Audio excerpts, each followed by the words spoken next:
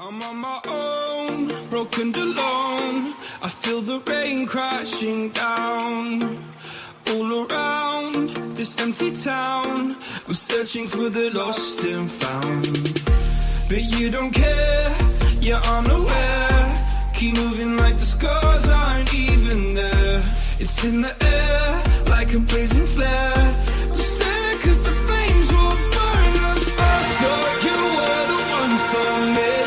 That's why I gave you everything. Held you close by the stormy seas. Oh, you meant the world to me. I used to kiss your head when you cried for me. Hold your hand while the pain was over. Keep you warm by the roaring sea.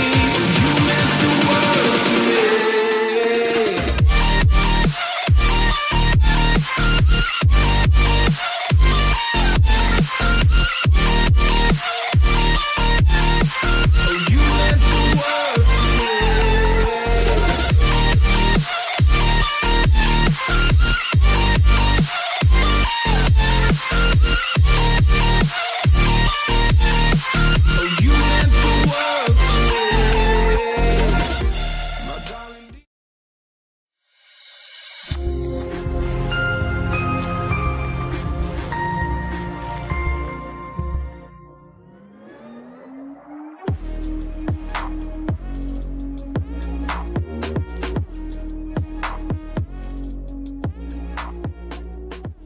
With Gametime Picks, we make buying tickets easy by serving up only the best deals on sports, music, and shows. What time is it? It's game time.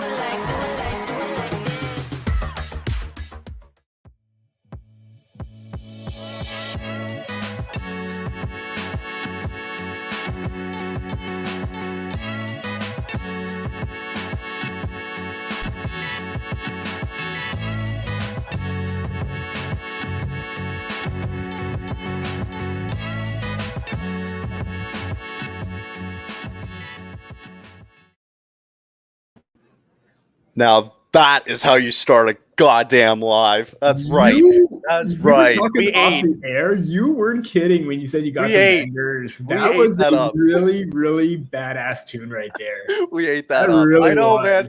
I know, Big right? props. I know. Not bad. What's going on, everybody? It's Frozen Frenzy Tuesday. Yeah. On a random Tuesday with all the Doesn't teams quite make playing. sense, but it could have been Friday. I don't like it. I know it should have been like Friday or Saturday. Thanks, schedulers. But yeah, we're back. I haven't been on in about 2 weeks, so I'm making it up this week. This is Peter's first one of the year, so that's exciting stuff. Been a little bit busy as of late, but you know what? That's okay. Time to do some of these live streams, especially with you, man. We got. I mean, I appreciate it, and we got. That's okay. We got a good one tonight. We had a good one last night, actually, too, from what I watched, but. I gotta watch another Leaf game, unfortunately, with Peter tonight, but that's okay. We'll all hang out. Last time I did a game, I don't know if you remember. It was 2 weeks ago, a home opener for the Flames when they played the Canucks, and it was a wild one. Mm-hmm. So it definitely was. So if I'm not mistaken, it's gonna be a wild one tonight. As we got the Leafs taking on the Columbus Blue Jackets tonight on a Tuesday night in which all the teams are playing. And speaking of which, too, we got another stream starting in about 10 minutes from now. Grant will be hosting that one for the Red Wings in Long Island to take on the Islanders. And again, we will be here taking care of this one here as the Leafs roll into Columbus to take on the Blue Jackets. Pretty impressive performance last night from the Leafs. Big 5-2 win in the only game on tap in the NHL last night. So, Peter, your Leafs. Good game yesterday. What are your thoughts on your Leafs so far as we get set for tonight's game? Yeah, hell of a great game. I mean, obviously, when you look at the fact that they were down 2-1 to the New York Rangers, losing 4-1, because of 2 empty net goals, they held their own against one of the top teams in the East, and now, they had another opportunity to try and replicate that, and they're showing some of the highlights right now that I'm seeing on my screen. It starts off with William Nylander's goal. Obviously, bad bounce with Simon Benoit where it kind of got Tampa Bay Lightning back into it, but he got 2 goals. Austin Matthews hit on the power play. Matthew Knies was scoring. So you got contributions all the way up and down the lineup, which is impressive to see considering how depth scoring was kind of an issue last season, where you're not so heavily focused on, the core or the top line, core four, whatever you want to call it, do the major heavy workload, because now you got other guys that can make some contributions right now. So hell of a game. The fact that they're 4-2 right now is a really good sign, because the 2 losses, you lost to Igor Shesterkin, like arguably the top goaltender right now. Stonewall, man, he was on Saturday. That was wild. Yeah. And Stonewall by Samuel Montembeault, and I know a lot of people are still reeling about that 1-0 loss, but he was fantastic. Like, you got to give props where props are due. And if he's going to be heavily relied on by the Canadiens to steal games like he did it on the home opener, that's going to be huge for the Canadiens. And the Maple Leafs were dominant. You could argue that, power play was still bad at that time, but 5-on-5, they were the best team. So you're seeing big steps or a difference in terms of their mentality in play this season, where even if they're down, they don't give up. They battle back, and even if momentum changes, they match that momentum with the other team. So that is basically the main thing that I'm seeing right now, and how they're playing under Craig Berube, because 4-2 right now in a tight Atlantic division, battles are going to get even tougher, but right now I think they're in a good spot. I agree. I mean, I'm just getting the scoreboard somewhat ready for tonight here, just to showcase everybody what's happening. This won't be what we're showing. Don't worry about that, because that is my dishwasher finishing off right now. I did hear that. I was a little concerned with that. Don't worry, I'm good in my house. So Peter's just being clean and doing the dishes. That's all that matters. He's being a good housemate. Love it. I mean, yeah. So like, it's been a good start overall. I mean, you take away the first game, and then you add on the Rangers game. I mean, overall, this team's just starting to fire on all cylinders, and kind of a good timing too, especially when Matthews just got out the door a little bit slow. Like, it is what it is. It's nothing to really be concerned about. But all of a sudden, I mean, outside of getting robbed here by Shesterkin, you come into tonight with a good chance to win this one here. As so you got Dennis Hildebilly, Jesus Christ, how do you pronounce it? Hildeby. Thank you. Okay. Then you got Daniel Tarasov. So 2 rookies starting. 2 younger goaltenders. Yeah, 2 younger goalies going into tonight. So that'll be fun. Just wanted to check out the comments too real quick. Just wanted to say hi to everybody for joining us tonight. Jared, what's going on, Jared? man? Glad you're back with us. Goes is kicking around too, as well, as they like to make up food names on the channel, and I'm not going to question it because I blame Jimmy, and he started that. Flames are looking good. This ain't a flame stream, but there will be one on Thursday night. They are. But they're one of the big surprises this season right now. Yeah. They're doing okay. They're all right. But yeah, I mean, True's a Bruins fan. So, I mean, they were playing well, though, against, I was watching when Boston played, Colorado the other night, a couple nights ago. They were looking pretty good. So that was kind of nice to watch. And, by the way, we got a game. I don't know about you, but I got the game going on my end here. I just got opening puck dropper now. Where is the... Amazing. Oh, so we're pretty in sync. That's pretty rare. That's a first. All right, so we got puck drop going on now. Goaltending matches tonight. You got Daniel Tarasov take on Hildeby, the Beast. That's I mean, yeah, it is. I'm getting the scoreboard ready here. What are we thinking going into tonight? What are we looking for here from the Leafs? Ride the momentum from last game. Obviously, this is I mean, this is still rough for all of us with the passing of Johnny Gaudreau. So this is the first time the Maple Leafs are playing against the Blue Jackets where Gaudreau isn't in the lineup. And, that I still can't get over the fact that it actually happened. Seeing the banner up, seeing all the tributes pouring in no matter what is absolutely just heartwarming. And, I know, Cal, with you being a Flames fan, you have fond Johnny Gaudreau memories with the Flames.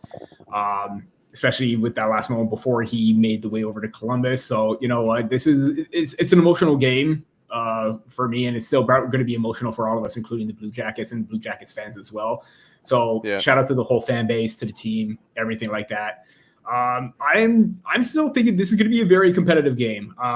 The Blue Jackets, they aren't probably going to be in a playoff position, but they're putting their best foot forward no matter what. And you're seeing that, and even with some of the other teams that are like lower in the standings, they're being very competitive right now. They're not going to be easy out. So obviously you can't take your opponent for granted. And a really dangerous chance right now with Pacioretty just getting the puck on net and Tavares just barely missing it on the open cage. 2-0 the shots right now. But yeah, I expect the Maple Leafs to ride the momentum high. Continue playing the north-south game like Berube's been mentioning, and just, keeping the pedal to the metal. Don't lose any sort of momentum. If you do, battle back as hard as you can. Yeah, I mean, I think the nice thing too, like just for whenever you see Columbus playing here, just for a lot of their home games this year, like I hope they don't spend every night like doing some. I imagine they won't like doing a tribute or something like that. Like to the extent of obviously they did it with Florida, but if they. I don't know if they'll do it like they'll show it on the scoreboard or something like that. But I think like for the players, like you got to have something on their like off their mind. You know what I mean? Instead of like trying to go in and it's like, God, we got to go through this again. You know what I mean? And it's tough because it's such a bizarre situation too, right? Like that's the crazy thing about all this is that, like you mentioned it, like I don't even think we talked really since he passed, right? Yeah. No, we haven't. Not really. As Hockey from Home coming in, what's going on? Thank you for joining us on a lovely Tuesday. Actually, here, maybe you can answer this before I go on here. No Wool tonight? No Wool tonight. That is why Hildeby is manning the crease, because he's still working his way back from a groin / abdominal strain, one of the two. I don't want to say when he suffered it, but he did miss some time in the preseason after the first game. He only got into Ottawa and the final Detroit game. And then when the season opener happened, he wasn't labeled as a starter. So he's still battling something right now. He's getting close, but Hildeby still got the start as a result of that, because he's there, but not quite. Got it. Okay. And then Stolarz, who's been playing really, really well to start the year. He's been playing phenomenal. I got to give him credit. Yeah, he's been really good. Janelle checking in too. I was just about to say, he's literally one of our top free agent signings going into this season, and he's proven it why right now. So, what are the top save percentages? What are the top goals against average right now? I haven't even delved too much into like his underlying stats, but 5-on-5 is probably great as well. So, yeah, he's showing why that small sample with Florida last season, like the 25, 27 games as a backup, is carrying over right now. So he's able to prove that he can handle or still provide stellar goaltending. The issue or the question that I still have is, can he do it for a prolonged period of time, which is why that tandem with Woll is going to be important, because if he's still injured, then Hildeby's going to have to assume the reins, and he's still a rookie himself. Right. A lot of these backup goaltenders, too, are taking the reins this year. So that's nice to see. Danelle checking in, too. What's going on, Danelle? Nice to see you. Danelle? Long time no see. But yeah, we're providing some key facts, or I should say Peter's providing some key facts going into this night. I honestly thought that, Stolarz would have 100% would have got the game against Tampa, and then Woll tonight. But again, I want to say he's around like 85, 90%, but they're probably just being a little bit extra cautious as well. I think so. Like, it's early on in the year, right? You don't want, it's a long season. And I mean, they kind of did it last year a little bit too, where they ran the 3 goalie system when somebody was hurt, right? But it's kind of nice that, you're going to have Hildeby here and seemingly doing well as a backup, right? And they have confidence in Stolarz that, I mean, he's played well up to this point, right? I think what's going to be interesting is the longevity of this team goaltending wise as the season goes on. Right. I think that's just something to watch for. And I don't know, man, like I think like with anything, I think I remember when Steve Dangle said it like so long ago, where he was like, for the Leafs specifically, with like being in their prime with this team. It's 82 games of preseason games that matter, and then the regular season happens in the playoffs for these guys, where it matters. That's fair. That is fair because there we go. Scrambling Brittany scores. And that was Cole. No, that was James Van Riemsdyk, former Leaf. James Van Riemsdyk cleaning up the garbage in front of the net as he usually does. James Van Riemsdyk. Oh my goodness. Big rebound in front. Did he kind of I'm just watching this again. Like I think he gave up a juicy rebound here. Yeah. So looking at the shot right there. Oh, the quick hands in tight. Yeah. That was a good move. That was. Usually you don't see Tanev get thrown off or like, kind of lose that assignment because he kind of looked like he went forward as opposed to still moving around, turning back, tying his stick up. But, good fake move by Van Riemsdyk. Obviously, Hildeby, probably jumped down a little bit too early, but, 1-0. Unfortunately, right now for the Maple Leafs, but at the same time, still early, a lot of hockey. It's fine. It's fine. It's fine. It's fine. As I've been saying quite a bit, and the Maple Leafs answer back right now at the top line. Good chances from Matthew, and a great shot from Matthew Knies right there. How did the puck end up by the boards? What did they call the whistle for? Out of play? Oh, it went up in the net. Went up in the net. Yeah. Got it. I would say maybe a helmet, like it hit the helmet, but kind of weird there on the goal. They're just showing the replay there. Like with Tanev, it's like he's given two assignments there. You got the guy coming in, you got JVR right behind you. Like if I'm Morgan Riley there, you gotta know, like, if there's something that happens in front of the net, you gotta be the next man to like try and break it up, right? He was kind of late to that. And that's the thing too. Like, obviously, you're not gonna fault Tanev on that so much. Because he's basically tied up in that spot. Maybe you just want to take that lane away to JVR. Unfortunately, it didn't quite work out. But because that's his man right there. And oh my goodness, no way again. This team's buzzing right now. Jackets score again. It's kind of a bad goal for Hildeby to give up right there. That's going to be it's a bad goal. Justin Danforth, I think he went under the pad here. Bit of a 2-on-2 here. He just goes wide to Danforth on the right side and right under the pad of Hildeby. Man, and the Jackets take an early 2-0 lead here. First breakdown from OEL that you see right there. Maybe just got a little bit flat-footed with that, cross-seam pass right there. But usually he's able to step up and make those reads or just take that lane away. Unfortunately, not so much right there. But no, not okay. So now maybe a little bit of a panic when you're down 2-0. Obviously, it is back-to-back. Again, when you win against Atlantic divisional opponents, you're riding high on that, and also because of the fact that Tampa Bay was trying to give it to the Maple Leafs, starts himself, and Toronto didn't back down. So that was a big win itself. But right now, got to pick it up in high gear right now. Would you rather be down 2-0 now or in the third period? Like, I'd rather be down 2-0 right now. Lots of hockey to still play. Lots of time. You can rest assured that Berube, like early on in that game against LA, when they when they had like a 5-0 lead, they scored twice. When he stops practice, yells at the team. You can rest assured that he's going to send a message, and they're probably going to come back a little bit better. And during the TV timeout, intermission, you name it, they're gonna. He's going to light a fire in the team like he has in the past.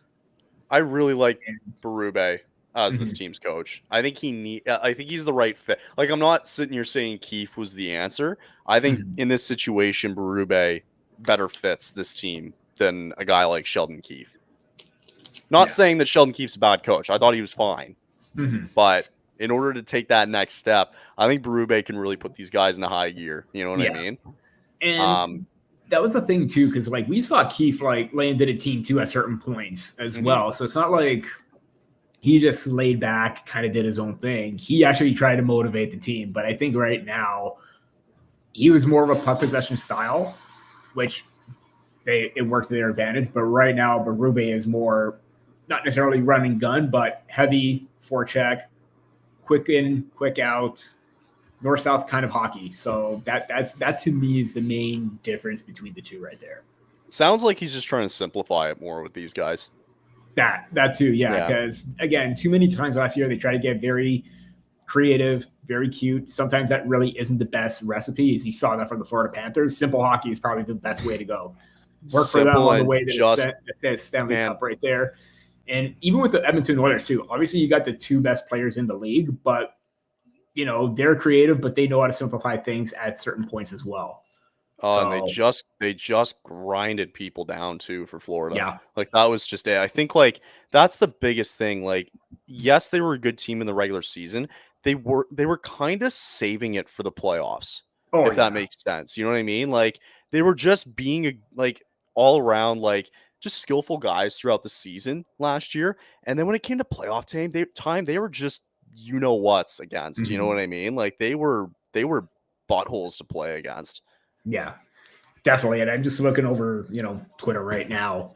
Yeah, the sloppy start, but at that point, you kind of need Hildeby to kind of stand up right there as, obviously kind of like a mini odd man rush. But in that instance, that's a little bit of a medium danger chance, not a high danger one.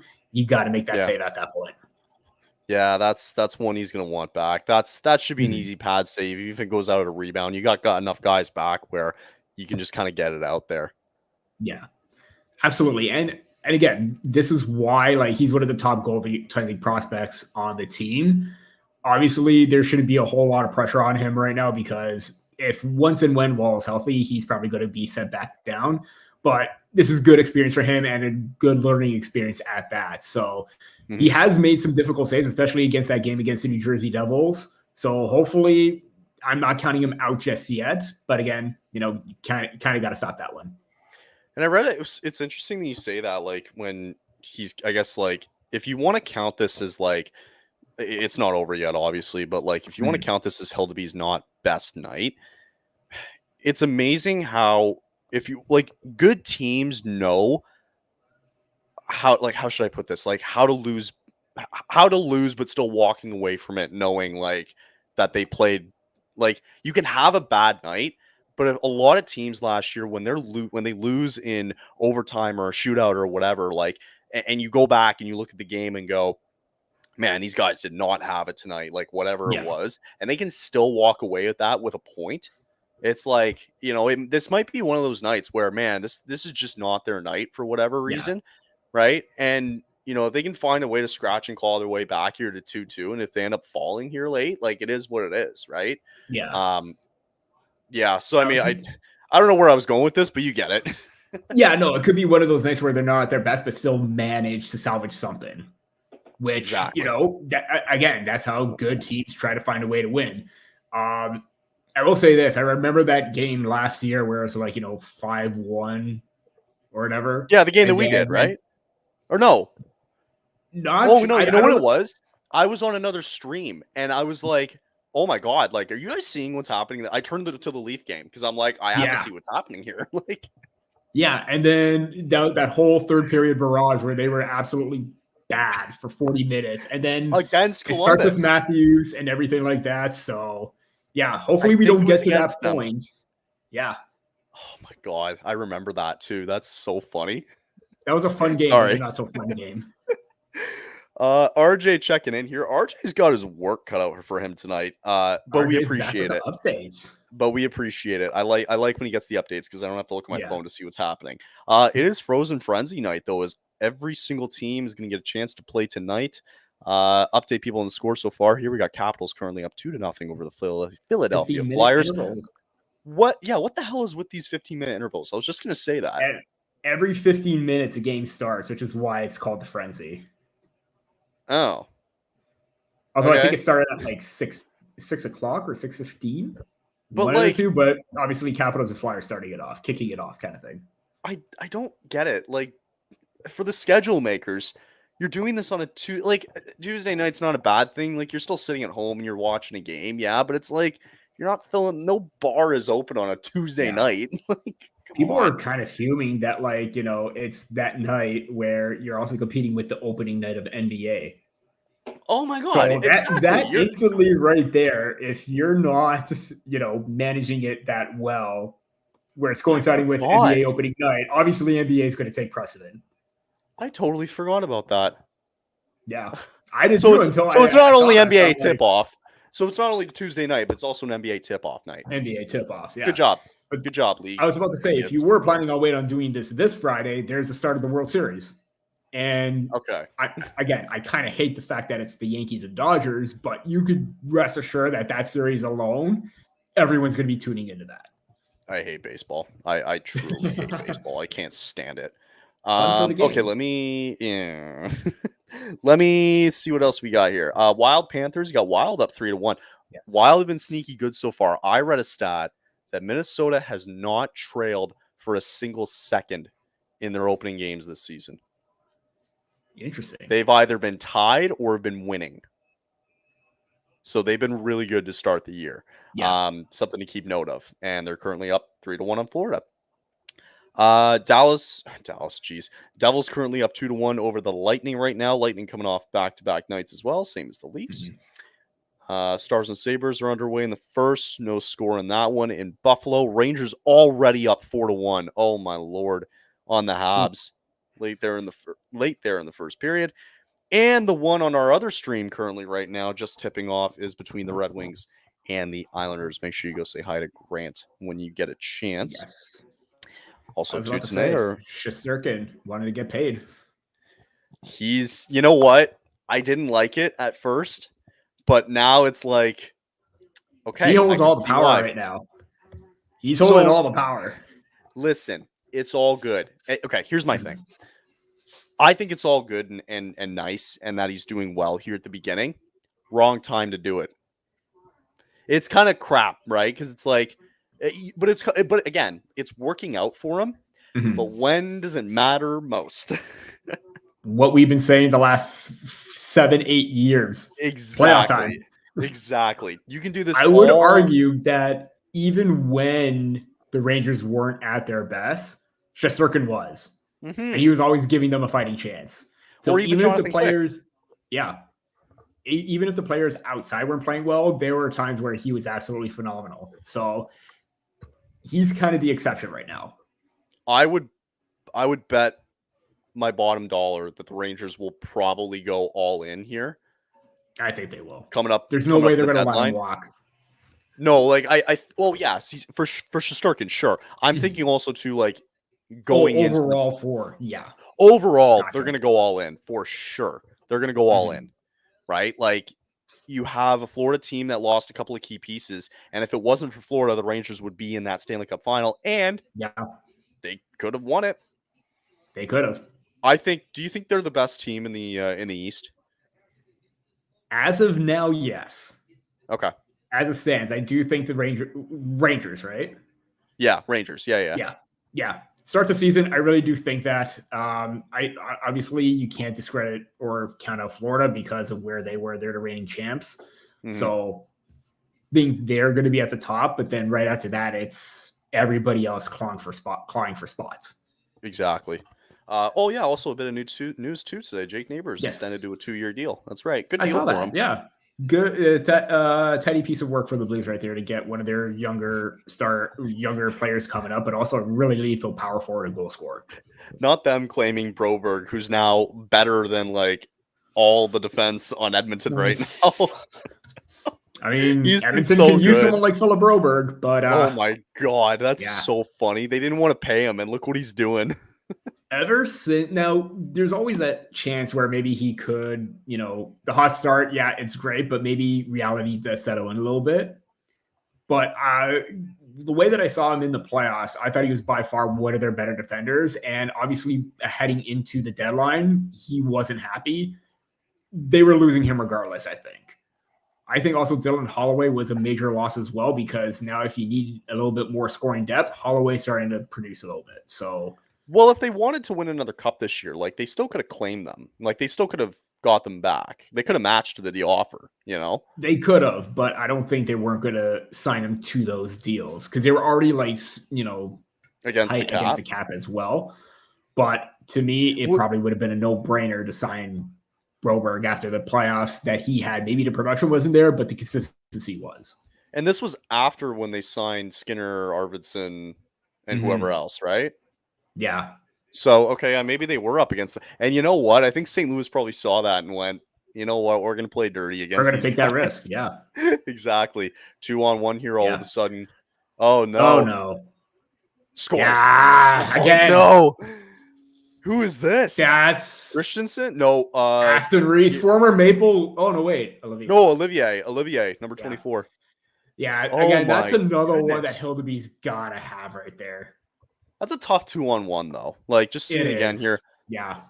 Shot on Domi. Kind of a lazy way to protect the zone all of a sudden. Who's that, McMahon? Where's your other defenseman? Where's Jake McCabe? He was playing a little bit too deep. Oh, he's so deep. Yeah. Oh, man, that's just over the pad. You know what? They're kind of seeing that, man. They've been playing the pad on him lately in the first here, and it's working. They know that also the rebound control too may not be as great, so they're gonna try to utilize that a little bit more. That's why they're going pad every single time. They are peppering him early, man. 3-0 for the Jackets here. You know what? It's going to make a great finish because this is still not over. I feel like it's not. There is always a team, like I said, even when things don't look great. Toronto has shown to bounce back this season. 100%. So, 100%. I don't want to. Again, 3-0 is a kind of a big hole to climb at this point, but it's kind of interesting to see what's going to happen right now. Like, are you going to keep Hildeby in the net? Again, sloppy play outside of the net, but maybe 2 out of the 3 that Hildeby probably should have had. I don't think you ruin his confidence yet because you just played Stolarz the other night. So you have to let him go. You know, you have to let him play, right? Like, whatever. I think it's just going to be one of those nights where if it's really bad and it gets out of hand quickly, like, you might have to tell Stolarz, like, hey, like, you might just have to go in just get ready. Period. Like, I hate to do this to you, but I don't know. Like, it's kind of unfortunate timing a little bit that he's playing pretty bad right now, too, because Stolarz just played last night. Exactly, yeah. And you really don't want that. And JT just got stood up right there. I mean, man, he got stood up at the blue line. Yeah, okay. I was about to say, I'm like, he was going for the puck there. That's got to be interference. And now Max Wait, what? Pacioretty going off for hooking. Tavares stood up just over the blue line here. Yeah. Pacioretty going off for hooking. So big kill now all of a sudden. Where was I going before I saw that? We were talking about Hildeby and it being like back-to-back nights. Sucks for Stolarz. Yeah, I mean, I was actually going to transition to my next point before I saw that hit, and then I thought, oh, it's going to be a penalty. It's not a penalty, but it is, but for Toronto, not Columbus. So I do think that this is a repeating scenario that we saw last season with Montreal. Maple Leafs losing there. They're down 3-0 to Columbus right now, taking advantage of those teams that are lower in the standings. And I know I said before, you can't take your opponent for granted. You can't take anybody lightly in this league where the parity kind of seems to be a little bit more intense right now. You know, there's a lot more competition. But if Columbus is further down in the standings, you got to take advantage of that. And this could be a game where you need to get those 2 points to maintain separation in the standings, because they've shown that they can keep up against the Rangers. They showed that, you know, they could get to Vasilevsky again as he got pulled. But now you don't want to lose that against teams that are lower than them in the standings, or are not off to great starts, or, you know, they're playing great, but they haven't gotten the results, because anything can happen and they just got to get the points right there. So here's my thought after you saying that. If I'm a part of a team, let's say, oh my God, the quiz is coming up. That's so exciting. Oh, this is going to be fun. Oh, I love the quiz. Which Leaf leader deserves highest grade? Oh, okay, I can't wait. That'll be a good intermission. That's a good one. Okay. I got to see the answer, or the option. Hear me out for a sec. So if I'm, let me take, okay, so yeah, let's call it like it is for the Leafs right now. And, you know, you've been a playoff team these last couple of years, probably destined for the playoffs again this year too. I can't not see that happening, right? Too much firepower, right? Okay, so you got your goaltenders here, right? You've got, like, let's pretend that Joseph Woll is not hurt and he's your number one and he's a solid number one goaltender, right? And you've got a backup goaltender in Stolarz or Hildeby, whatever. You have a backup goaltender. Pick one, doesn't matter. As a guy, like if I was given the power to decide which nights I'm starting my goaltenders against who going forward, and I'm playing that kind of back and forth system, wouldn't it make more sense to have your starting goaltender start these type of games against a team like Columbus? And then have your backup goaltenders go up against a team like, I don't know, Tampa or the Rangers? Ideally, yeah, but I would put my best goalie in a divisional opponent or against a divisional opponent, kind of like Stolarz yesterday. Right. I get it. I get that. Yeah, so it's not necessarily, you don't want to put your backup against a weaker opponent. I disagree with that wholeheartedly. Maybe if they're coming back from an injury, kind of like Wold, maybe that is the best case scenario. But to me right now, it doesn't seem like there's going to be an easy out no matter what. So I would, to me, the more important matchups would go to the starter than the backup. But in this instance, good play on the PK right there. And they drew a penalty right there. Beautiful. So kills the power play here. Was that nice of Matthews on that PK? Let's go. I'm a fan. So I was going to interrupt you because I actually think I'm going to pull this up because this is a good question here. Yes. Given by I just want to interject or finish off my thought before. Yes. Yes. It was Matthews and nice. Cool. Love that PK. To me right now, when you don't have a bona fide starter like the Maple Leafs and you have a 1A, 1B, it really does help out to try and divvy the workload where you can rely on any of them in that situation. So I think with the Maple Leafs, it's a little bit tougher, but how they're going to balance it out is going to be very key. Got it. So before we answer Corey's question here, I wanted to bring this up. This leads into his question here because he asked, who do you want the Leafs to go for at the deadline? Defenseman, maybe like Marcus Peterson, or he mentions here as well too, Taylor Hall in Chicago. He's a UFA. So you probably go after a rental, right? Here's the problem. Yeah. You have $336,000 in cap space. That's it. Mm-hmm. So you can't, again, if you want to play the IR game and somebody goes on LTIR until the playoffs, the Golden Knights were able to do that. So who knows if that's a big deal or not. Oh, their LTIR pool actually is at $5.5 million. Anyway, I can't remember the reason why, but because they have Hunter Dewar. That's they got a lot of guys in so little cap space now. Yeah.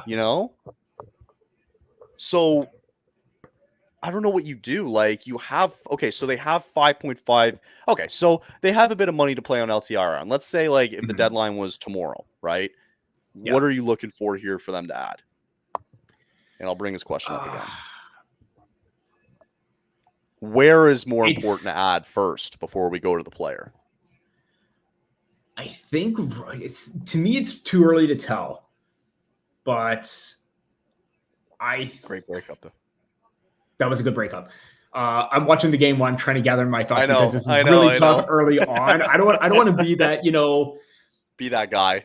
That kind of like boring answer, too early to tell kind of thing. If you can add another top four defender, great. But I think they appear set right there with Riley Tanev, OEL, McCabe, Hakanpää when he comes back. So they're going to have to clear up cap space. If you can add maybe a legitimate, not necessarily legitimate, but another top six forward, maybe another center up the middle of the ice where maybe you don't rely on Domi or Tavares because that seems to be maybe a little bit of the weak point right now, unless you move Nylander to center. But again, a lot of what-if scenarios.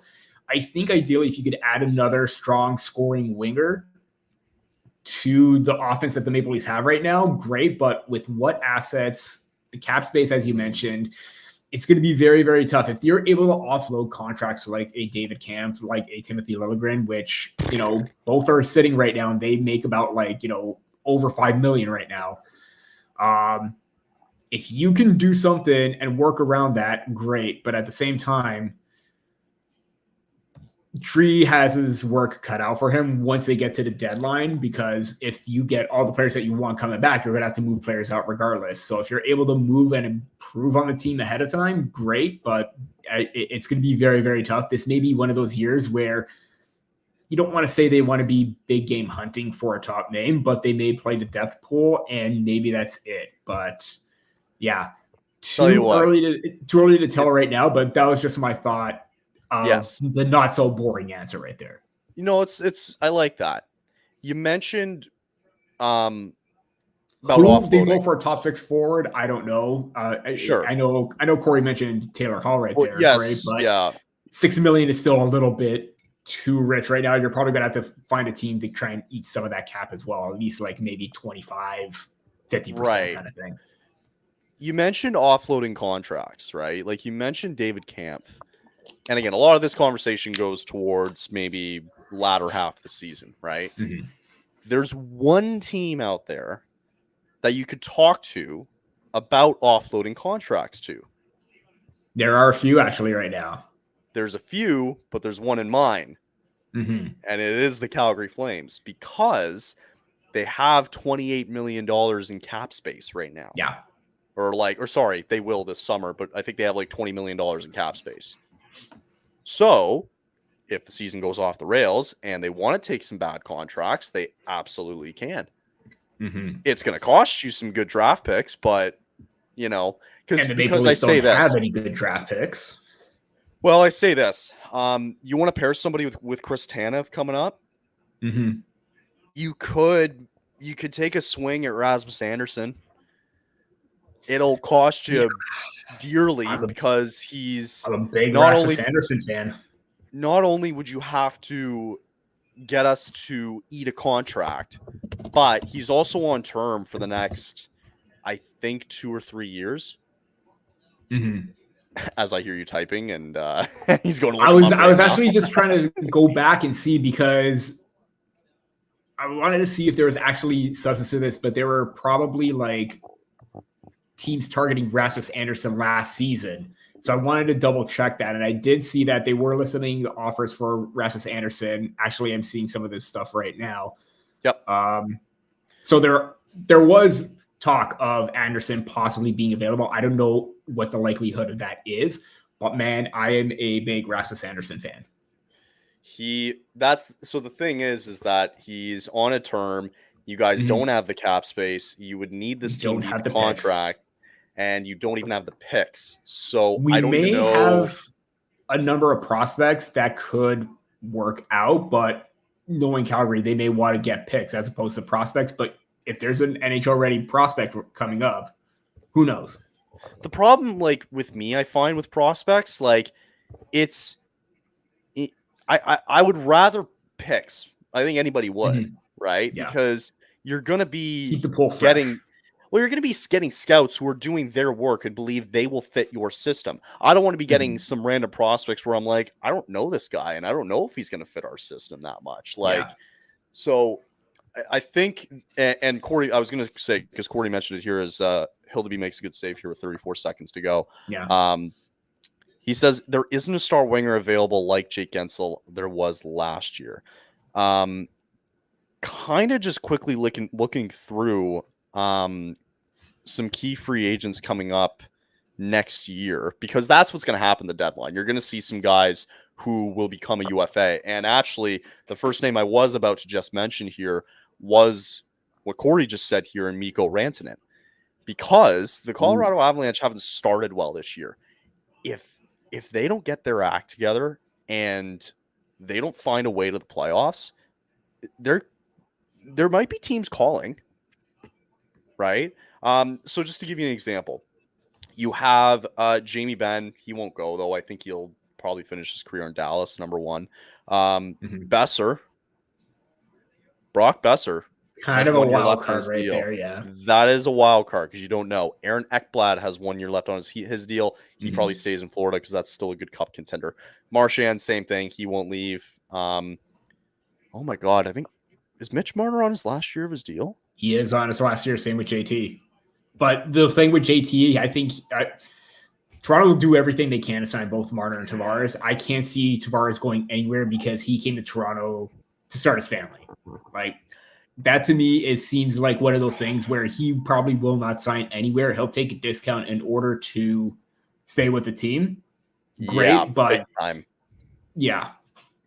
Brock But yeah, Nelson. I think the only one that makes sense really is what Corey mentioned there in Mikko Rantanen. Maybe, yeah, like that's the only one I can really find. So I don't know. I think maybe that's probably the one I would say closest to Corey Perry. Oh my God, Jake Gensel. I'm losing my mind here.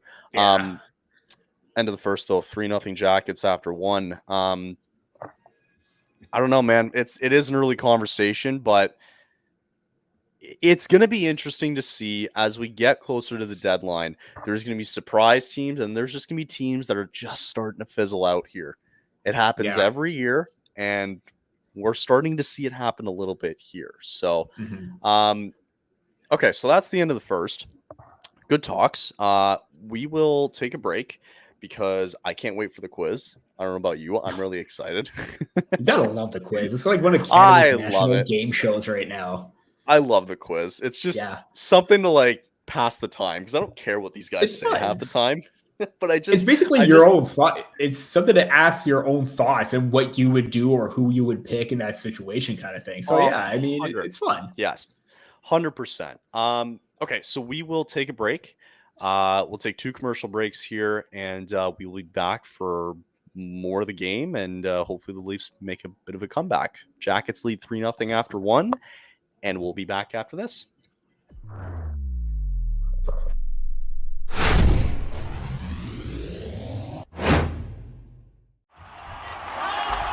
Whether you're looking for courtside or upper deck,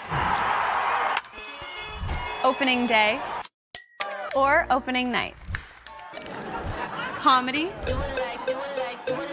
or concerts. With Gametime Picks, we make buying tickets easy by serving up only the best deals on sports, music, and shows. What time is it? It's game time.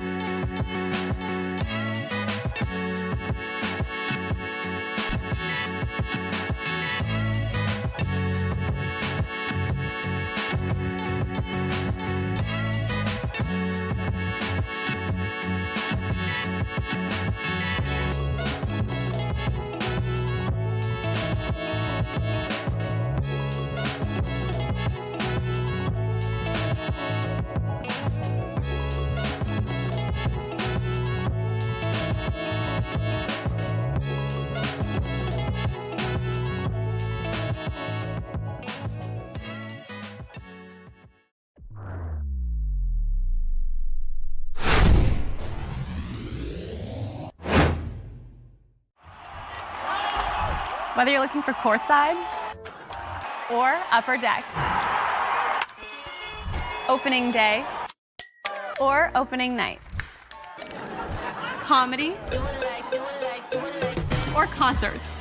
With Gametime Picks, we make buying tickets easy by serving up only the best deals on sports, music, and shows. What time is it? It's game time.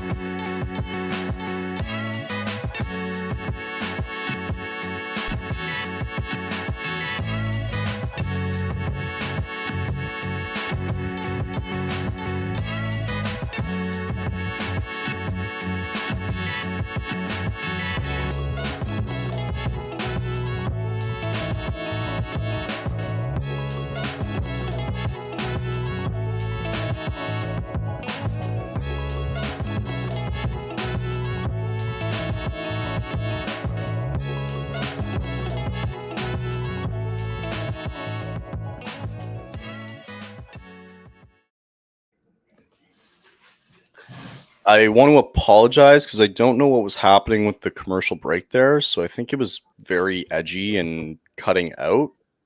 I don't know. Was that on your end? Did it like kind of not play?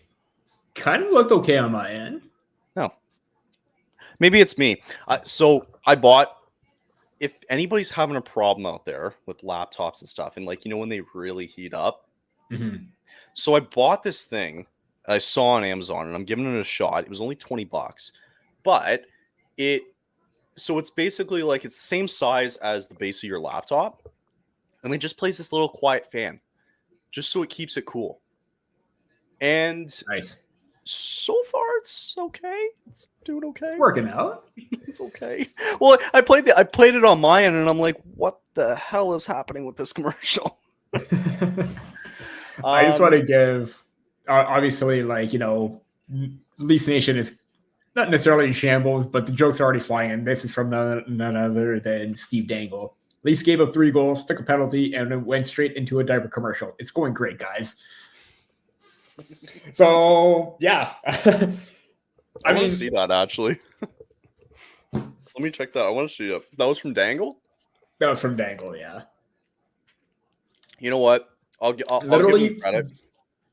Literally the worst first period so far for the Leafs. Usually we see that game 1 or 2. This is now game 6. So you know what? Game 7. So you know what? Baby steps. But at the same time, you know, like the way they moved the puck out wasn't great. The way they defended the zone wasn't great. Obviously, like I said before, I always say this when teams get off to a bad start. I want to be in that room when the coaches go off. I know it's only like 6-7 games in the regular season, but I really want to hear what Berube has to say to motivate these guys because, you know, we saw the all or nothing with Sheldon Keefe in the playoffs. I really want to hear what Berube has to say to try and get these guys going, and hopefully 40 minutes of hockey left with the, you know, kind of players that the Maple Leafs have. If they could get a comeback going, it definitely is them, but it's like they really got to step it up right now. I agree. It was a shocking start, but I think this game should be more 1-0 than it should be 3-0. Yeah, I think the JVR goal was probably the one should have still been the 1-0 goal. Yeah, I mean, yeah, he's getting up there in age, but he's got some slick hands and tight. I agree. So that to me probably should have been the only goal, but breakdown, not helping out on the back check. That literally isn't, you know, what we've seen consistently in the first 6 games. But then again, it is a back-to-back night for the Leafs. But then again, you could have said the same where they lost 1-0, but they won 4-2 against the New Jersey Devils. So right. So yeah, it's early though. Whatever. I mean, you can't. You got to take these games with a grain of salt, right? No, Kyle, you don't understand. It means everything. Listen, we were about to be the Flames were about to be 5-0 on Saturday. I'm taking everything with a grain of salt right now. Yeah, it's not real. I don't believe it. You know what? Sometimes like this could be the year where we could see a lot of upsets happen with teams missing or making the playoffs right now. This is, and again, I talk about parity. This is what you want to see right now. So I think that's why I find that this league is the best league in the world because anybody can take it any year. You can. Yeah. You can get on a run, right? We saw it. I think the best example of it was St. Louis a few years ago when they were dead last in the league in January and they went on a run and went to the Cup and won. Yeah. So, and usually when you're out of the playoffs or even that low come American Thanksgiving, Christmas even, the odds of you, like literally it kind of felt like the odds were 0.0001% at that point, and they defied the odds, not just making the playoffs, but winning the Stanley Cup. It's unbelievable. Who is going to be that team this year kind of thing, or who is going to be that big surprise where they fly under the radar and no one's going to give them any credit until the very end kind of thing? Because I think the only recent example or another team that did that before was kind of like the LA Kings, I think, when they won their first cup, where maybe they were kind of like that, like 8th, 9th, 10th team, and they just squeaked their way in and still won it. I'm going to have to go back and look. It's the only other team that I could think of. They were dogs that whole playoff run, man. They were tough to play against. You got to be tough, and you got to get nasty. Quiz is about to start in a second. I did want to pass along some OHL news real quick. Okay, you know what? I'll do it after. Quiz is starting. Quiz is starting right now, yeah. Which Leaf leader deserves highest grade? Matthews, Berube, or Tree Living? Peter, you go. Yeah. Berube. Yeah.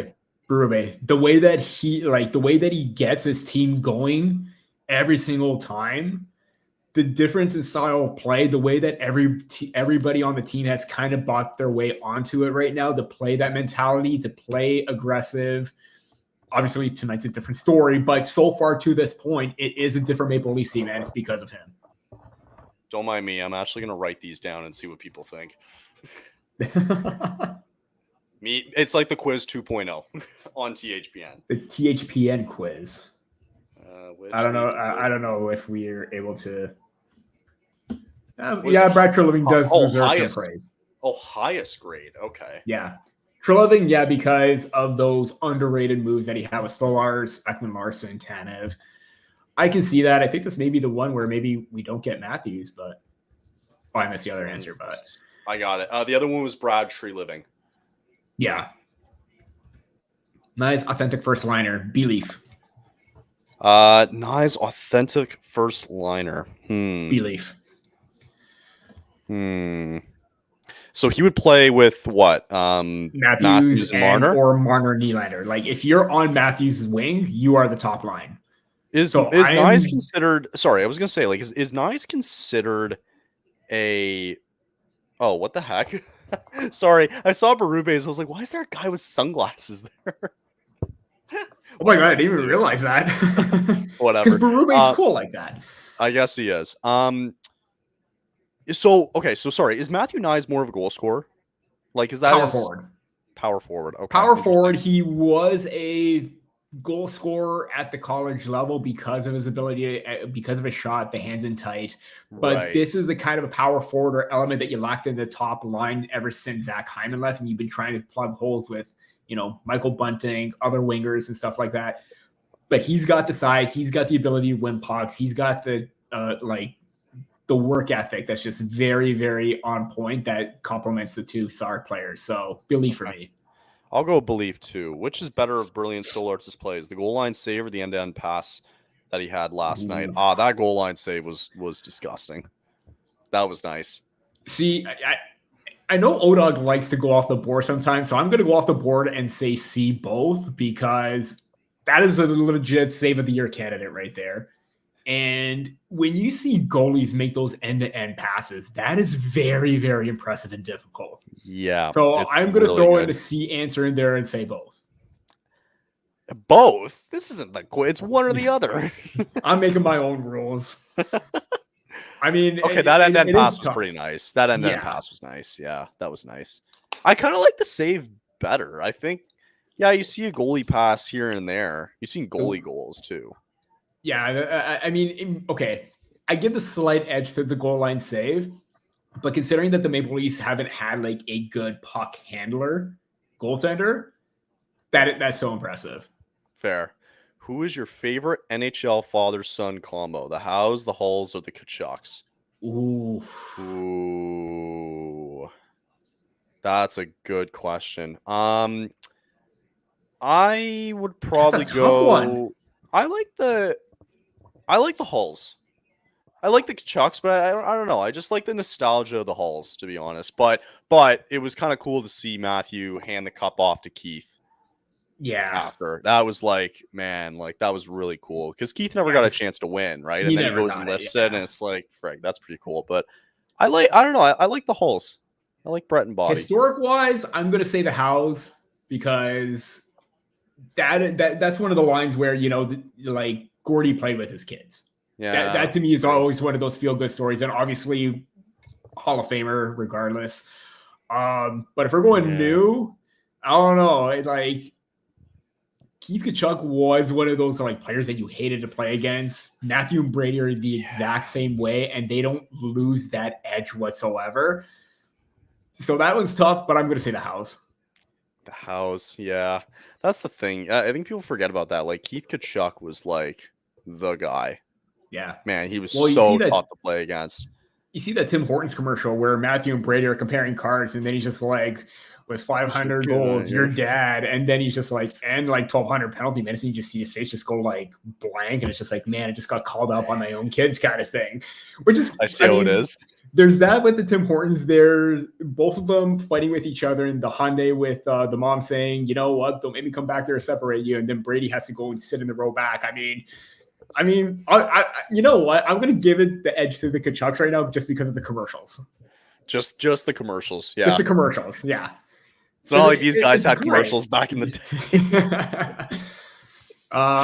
But yeah, no, I mean that to me was a good family, father son combo kind of thing. I again.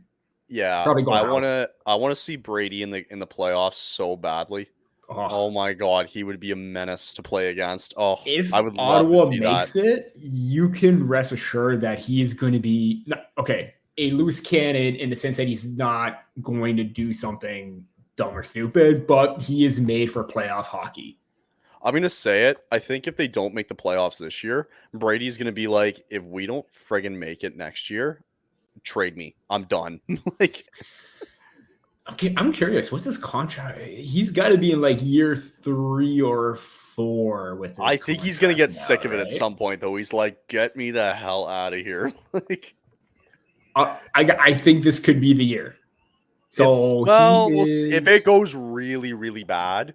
4 more years. So he's halfway through his contract right now. I don't know. It'll be interesting. Oh, it's a 7 year. Yeah. Do you want some breaking news from the OHL? That's actually pretty interesting. Is it what I saw earlier today about the roster for the CHL? No, there's more. Okay, then. Yeah. Because Jeff Merrick broke this. Oh. So OHL/USHL news. Sometime before the season began, both the Youngstown Phantoms, so the USHL, and the Muskegon Lumberjacks, they're from Michigan, formally approached the OHL about joining the league. No word about where it stands now or how it would / could even happen, but there were conversations that took place before the season began. That's pretty interesting. We haven't seen an expansion in the OHL in forever. I mean, what was the Flint Firebirds? I think were the last one. Yeah, and you see, I think the only team where we don't have, or the only league where there are no American teams, I believe, is the QMJHL. Because you do have some of Western with the Western Hockey League, and then the OHL. If you expand Muskegon and what was the other team? Oh, Youngstown. I think they're from. I think they're from the state of New York, if I'm not mistaken. I'd have to look, but anyway. Yeah. Man, interesting. That'd be fun. I don't know how it would work because you have to think these kids travel on buses. By the way. And it would make sense if there's a team that's close to the border. It's also the OHL. It's not the OAHL. Yeah.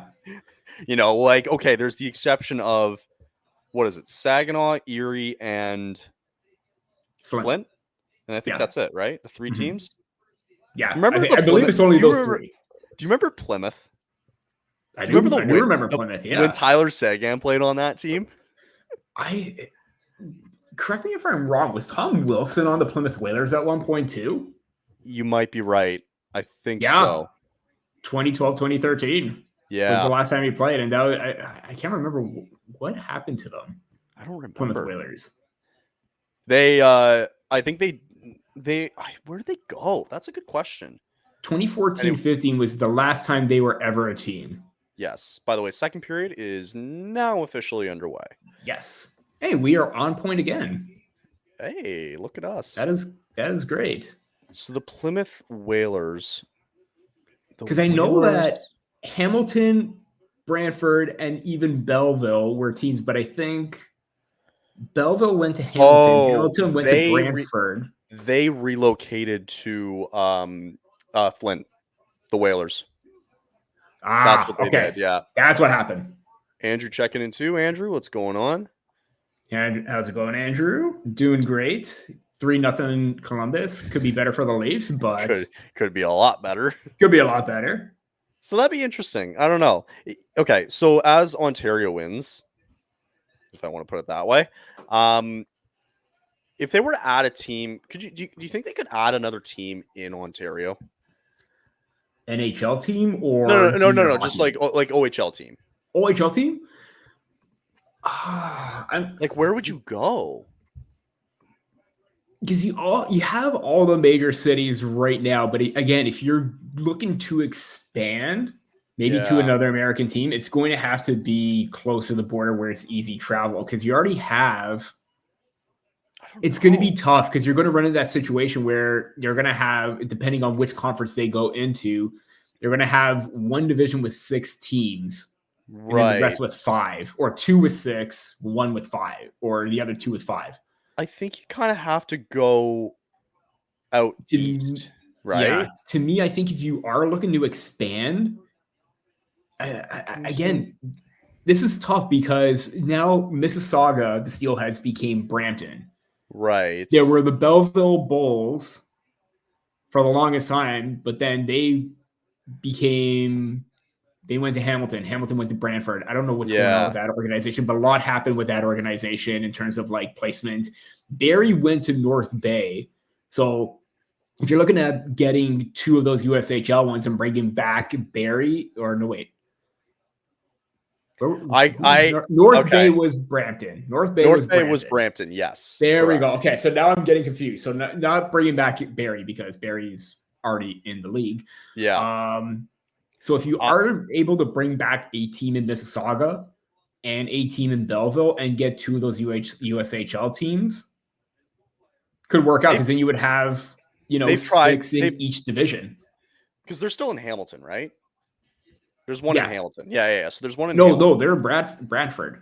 Bradford, right. Thank you. Yeah, they're in Bradford. Right. Brantford. Yes. Yeah, Brantford. Right. So I would say you're right. Like they could kick the can at Belleville again. I'm going to be really biased here because I don't know where else to go. Because I was looking at the map. I think you could make one work up in Orangeville. I think you could. It would, because I think their size is around the same size as like a North Bay. Mm-hmm. You know what I mean? Like, I think you could find a way to make it work. A lot of good chances right now for chances, Toronto. Though. Jeez, good chances. This is the top line right here. This is what you want. You want your big guys to try and get something going. I know. I got to get back to watching the game here. Good chance. Squeaked by Hildeby right there. Did he get it? That would have been the definition of bad luck if they get all those chances, didn't score, and they scored the other way. Did he got okay? So he got it. It cuffed him a little bit, and it just no harm, no foul, but it was a dangerous play. He's just sitting on it. Yeah, but you see what they're doing to him? They're just going for his pad again because they know like that's where the weak spot. The rebound control. That's the thing. Was that a big concern? Like when you guys chatted about preseason and like training camp stuff about Hildeby, like where his weaknesses were? Specifically that? See, there were times where maybe the rebound control wasn't great, but the recovery was there. And I'd even noticed this last season with the Marlies, where, there were a couple games where I watched, one live, but also a couple where, the streams and feeds and everything like that, where, again, the recovery was great and it was there, but maybe the rebound control wasn't. So maybe he's just got to like put the puck in, like if there is that kind of like rebound scenario, maybe try to kick it out to an area where it's less danger, where you won't have to scramble, recover, and get back into position. But given the size that he has, like he could take up a whole lot of the net. I think it's just now maybe even just being maybe a tad little less aggressive when coming out and challenging. Right. But overall, I mean, there's a lot of good strengths to his game, especially with the way that he's developed quickly. He's gone from junior in Sweden to playing in the SHL very quickly to playing AHL, and now on the verge of making the NHL as well. So it's been a quick progression for him, and I think it's going to take some time, but he definitely has a lot of the skills right there. And he's got the height for it too. He's a tall. Yeah. He's got the build. It looks like for it too. Like give him some time, and you never know. I wanted to take this chance because Andrew is asking, because I guess maybe a lot of people still don't know much about you and your show and that, but yes, I don't know if you made the announcement. You didn't make any announcement, did you? About not yet, because everything is still in a work in progress. So we're not going to say anything just yet, but we do have a lot of things in the works in terms of our podcast. So I do co-host a podcast on this network with Andrew Forbes. We are both writers over at the Hockey Writers as well. I literally started writing there in 2019, the year just before the pandemic hit. What a shot. They have no idea where the puck is. I just saw that right now. Whoa, that was that scary. Igor Chinnikov? And if he scored there, I put him on my bench. That's going to be bad for fantasy. That's funny because I think I have Chinnikov too. Ooh. That was really close. Is it just in? Oh, it's just yard in front of him. He's wow. like hanging on to the post for dear life. First of all, great shot. Second of Yes. all, great save. Yeah. Too. Like both great shot and great save. What's he calling out Chinnikov for, that coach? I don't think he's calling him out. I think he's just trying to say, I maybe can't read lips, but maybe just keep it going because that far out, if he scored that, that's literally an Austin Matthews type shot right there from that far out, that low on the goal line. Or are they checking for? Are they checking for? No, I think they're. It. Oh. But see, here's the thing: the play already dropped. You already dropped the puck. Why are you going back to review the play when? Wait, so I missed it. Did they drop it and then they're reviewing? So they're reviewing it right now, but they did it at the point where they already dropped the puck. No. Well, I thought they. If you're reviewing it right now, technically that's already passed. It's gone. Did they drop it? They did drop the puck. Okay. They dropped the puck. That play was no. If they go back after they had already dropped the puck, I don't think they can't do that. There's no way they could do that. So here's the thing. There's no conclusive. First of all, I have no idea where the puck is. No, they'll say no. No way. Maybe they got a word from Toronto where they review everything. And they said, whoa, maybe you want to look at this. Because if you challenge honestly, they can't overturn it. I don't think it was challenged by the coach, but if the play already dropped, I don't think they did. No, they did drop the puck. They did. Okay. They did. The faceoff was one clean, and it. But see, there you can't tell. I still don't know where the puck is. You can't tell. That's inconclusive. Okay, so I think it's under his butt here. No. They're taking it outside, so they know that. Yeah. Okay. So they are taking it outside. They are redoing the face-off. But to me, whether it's a coach's challenge or anything like that, you already dropped the play. To me, that's already in the past. You can't go back and review it when you already started play again. Right. Andrew, am I wrong? I don't know what the rules for that is because I've never really seen that, but probably get some clarity in the second intermission about that. But so I think they got word though from Toronto to say, "Hey, whoa, you might actually want to look at this." Yeah, because there was no goal light, and there was no challenge by Columbus. Yeah, interesting. Really odd, but. That's very strange. And you know what's funny? I totally missed them dropping the puck too. So they did drop the puck. Yeah, it was literally weird. Like for like a split 2 second where the puck went back to the Blue Jackets defender, and then I think at that point they said, you know what, maybe we will review it, but it's like you already dropped the play. It already started again, right? Because usually there's that 30-second or that split second interval where coaches need the challenge and they need to get a definitive answer before they could drop the puck. Right? Gotcha. Yeah, that makes like you need to decide before these guys set up. You know what I mean? Like, that's why some teams take their 30-second timeout because they want to get a better look. Yeah, so if Columbus took their timeout to try and decide that, okay, fine. Right. But right then and there, they just did the play and dropped it without even looking at it. It's like, come on, that to me is what if they were able to go back, review it, and call it back. Well, you already dropped the puck. Time already started again. I feel like I have to see a replay of that. I think they'll do it at intermission, but I don't. I think we're getting a whose line is it anyway? And he scores. Right, and I am all for it. Sean Monahan gets on the board, and the that goal is irrelevant now, or that Chinnikov goal. Right, that Chinnikov scenario is irrelevant. But, man, shots are 20-8. Oh, Berube ain't mad. Berube ain't happy. Right around. Oh my God, they're just dancing around these guys. Marchenko, big juicy rebound to Sean Monahan. And he pots Matthews it got home. tripped up right there. Yeah, but again, see, here's the thing. We just talked about the rebound control from Hildeby sometimes. Big, juicy rebounds. Yeah. You know what's going to be good about this stream is if we get a lot of people that end up coming on and just start shitting on the Leafs, because that's normally how streams go when the Leafs go bad and why they're really bad. It's not the first time that's happened. It's good for us. It's also good for the pod, too. I totally did cut you off. I was going to say I did cut you off a little bit, but I wanted you to finish talking about the show and stuff. Yeah, so again, did the podcast, started it up. I started writing at the Hockey Writers a few months before the pandemic hit, and then literally in August in 2020 I got a message from Andrew, again fellow writer and the host of the pod. He's just like, hey, we already read about the Leafs, you want to do a podcast?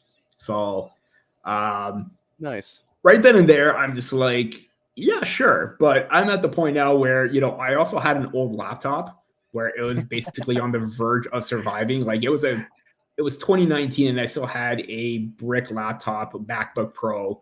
We've all been there. We've all been there. From so that was already like 7-8 years old. Battery was shot. Didn't have a mic, didn't have anything. So obviously with the curbside pickup, ordering online, got a mic, got everything. When the new MacBooks came out, everything made my life a little bit easier. So I'm just like, you know what, computer wasn't an issue, but like we started doing it as late night podcast kind of thing. But then the timings kind of changed. Everything kind of fell into a groove. We got into a schedule and everything. So yeah, we've been doing that since August 2020 was when we first started. Wow. You could obviously hear how our podcasts, like the episodes are like an hour and a half, sometimes pushing 2 hours kind of thing. But we managed to learn. To be honest, it was actually kind of fun because all we did was just talk about hockey for like an hour and a half, 2 hours. But now we still do it. But, we've got a little bit more comfortable right now. So it was been a while because we've been doing a lot of our podcasts on Zoom. So uploading it to all the, download sites, iTunes, Google Play, all those stores, everything like that. And then I think it's about a year and a bit ago, we got reached out by you, Kyle, to join the network. And yeah, everything's fallen into place right then and there. Really happy with everything, how everything is going with the viewership, the downloads, everything like that. So nice. Yeah, that's just a bit of the story about our podcast here and how, this one thing from the pandemic just kind of like build itself right now. So probably not necessarily if it weren't for that, at some point, maybe everybody else is doing a podcast, but because we had the downtime, because everything was in lockdown, we might as well just start doing something. Right. So yeah. And sometimes basically the story of Sticks in the Six. And nice. Yeah, I was going to say, and sometimes you get free stuff too from us. That is true. Yeah. Did you fill out the form for we have a new sponsor coming up just for a quick month, guys. It'll be Raycon for the month of November. Yes. Did you fill out the form and maybe get some free headphones? I will get ahead on that. I haven't just yet because I had a lot on my plate, but I will definitely put my name in. You bet I will. Amazing. I would do that soon because I think they're going to ship them out soon. Exactly. No, for sure. Yes. And good chance there by Tavares. We'll have Raycon coming up, guys, in November for a nice sponsor. We've had speaking of which, of sponsors, I should say real quick while I'm at it. DraftKings and Gametime are two of our lovely sponsors here at THPN. You can go over to DraftKings right now, use code THPN, and get $5 off on $200 and get $200 in bonus bets. I did that for a football game 2 weeks ago, and I won $113. Here's the thing. So I'm gonna pick up. Oh God. Oh no. Nick. Come on, Nick. That's you gotta be smarter than that, man. You could argue all you want. They're gonna call that, man. Gotta be smart. Not gotta be smarter there. Yeah. And if you want to go see the Leafs suck in real time, go use the Gametime app. Gametime.co. You can get $20 off your first purchase. The terms apply. That segue, like that's just that was just perfect timing. It's just things are going from bad to worse right now. So I think it's 4-on-4 though. Yeah, it's 4-on-4 because what's this? Are they calling a dive? Embellishment by Yurchak. Ooh, I don't know. That kind of looked like it got underneath his arm right there. That to me is. That's I mean, the tough thing with it's- embellishment. Matt, did we see any embellishment calls get called in the playoffs this year really that much? I No, don't but you think could so. 100% tell that there were a lot of guys embellishing calls right there. Trying to get a call. Yeah, I Yeah. know, right? Some teams are doing it respectfully, but there are some teams that were just like, they play it up kind of thing. Yes. I was going to quickly mention too, because we have Raycon for coming up for a month in November, and another one potentially as well. I won't say anything quite yet, but I'm excited to let everybody know that we have some exciting times coming up here at THPN. Keeping it on the hush, the down low. We got to keep it on the hush hush for a little bit. Yeah. As much as we want to share some of the news sometimes too, well, you guys have better to big. Well, you build guys some of that might have some news anticipation. soon too. That's exciting. Yes. Too. So Yes. if you do tune into Sticks in the Six Pod, follow Amazing. us on, Instagram, Twitter, YouTube. We go live on YouTube majority of the time, so be sure to check us out. Days to be announced because sometimes the schedule is hit or miss, but we do manage to get one episode out, maybe a little bit longer, but we do our best with our scheduling. So yeah, it's tough. I got it. It is. I know. I'm missing some comments here. Like to show for Flame Girl. Just sure. Okay. He's a Canucks fan, so I think he's still a little salty from the opening night. That's okay. They need the win for their loss. They need to win for their loss in the opening game. Respect. I mean, like, yeah, they don't need to win, but this is just a team that's going to be playing hard all year. And like, I think the first game was against Florida too, so it was at tough home. match. Yes, but honestly, that 13-second to start the opening draw, no left wing, 13 seconds. I mean, that just rips your heart out right there. Yeah. It really well, that's what I mean. Like, it kind of I still don't think a lot of people have these guys high on their board because of what happened, and everybody can kind of respect and understand that things happen. But I don't think you can doubt that this team is going to be. They're going to fight every night. Like they're going to put in that extra bit of effort. And I think just they all hope to do well. What a save by Tarasov. Nylander can't get a shot on goal there. Dude, he fumbled that big time. Shoot that, man. Did he just get roll it off his quick? stick? No, stick didn't even blow up. He just lost the handle. Come on, dude. This is literally that back-to-back game. That's sad. Nylander again is the 4-on-4 power play. 4-on-4 is coming to an end. Yes, man, that's 1 second of time for the Blue Jackets. That's brutal.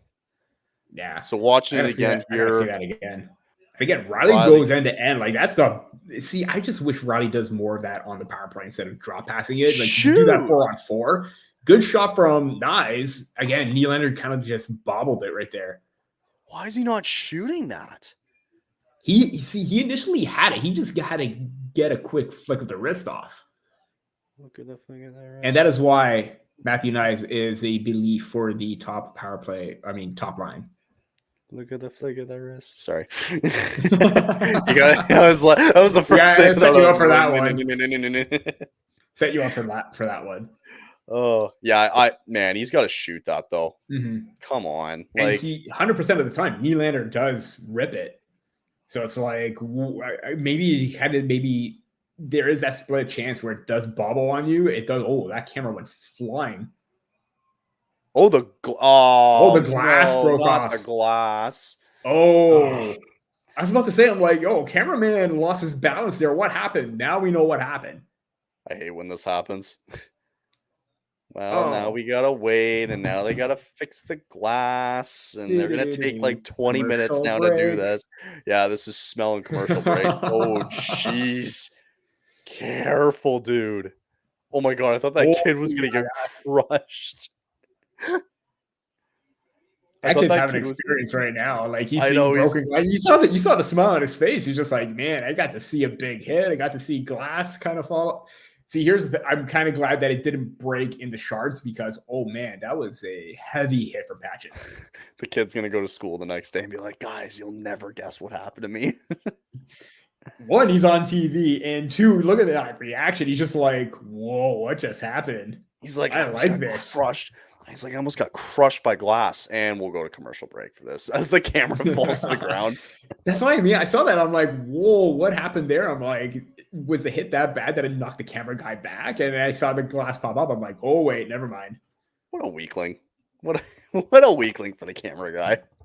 Yeah. So not the best night, unfortunately, for the Maple Leafs here. It does happen. It'll happen. It happens. It just sucks that it has to happen on the high of a great divisional game against the Lightning, and then this happens where maybe they are kind of like maybe burnt out a bit. Totally understand stuff like that happens, but yes, yeah. Oh, I'm sorry. Have you seen this? Commercial with like Matthews? Bedard, McDavid, Hughes, yeah. And then you hear Crosby at the end, kids these days. I know. Yeah, that's right. Okay, I love this commercial, man. It's like the passing of the guard, but you still have one of the greats just be like, you know what? It's crazy how we got to what's that? 1,600, like 1,600 points. Yeah, that's sensational. Like now, imagine if you didn't miss that year and a half or so, or 2 years with concussions. I think that's what people forget about too. Like he's that getting this. I was about to say that could literally be another 2 seasons of Crosby with 100 points back to back, right? Exactly. He's basically still in his prime. He won. Yeah, and I mean, I'm still like, I don't think like his time to win a cup. I don't know. Like, can he still? He can't win a cup with this team.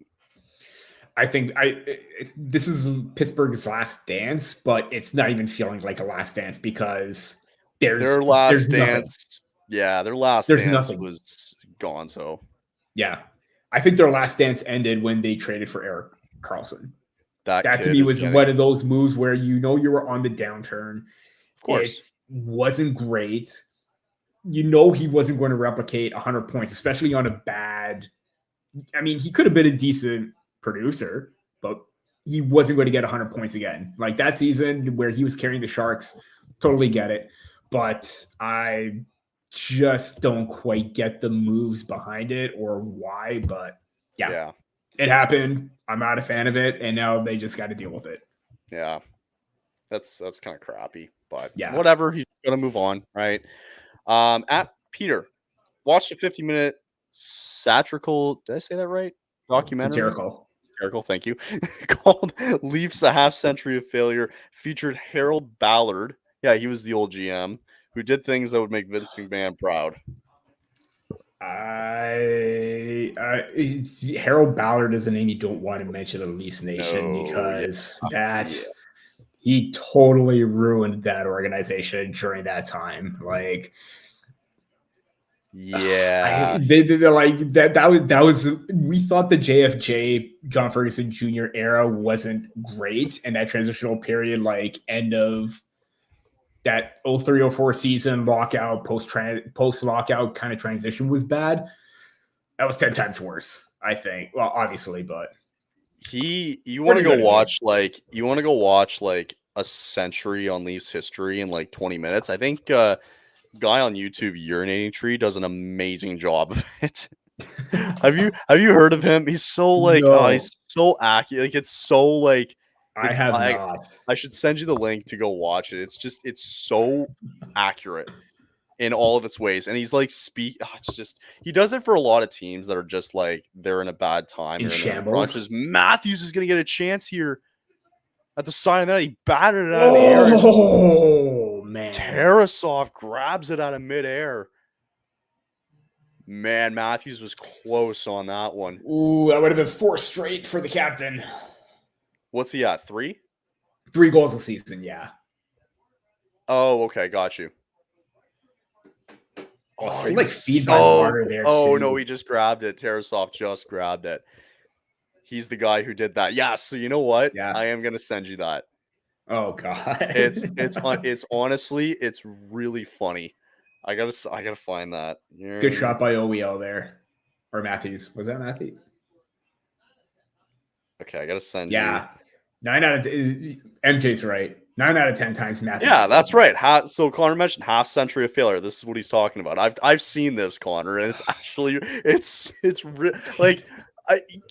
bad if you're a Leaf fan, but it's also like really funny. So it's 40 minutes long.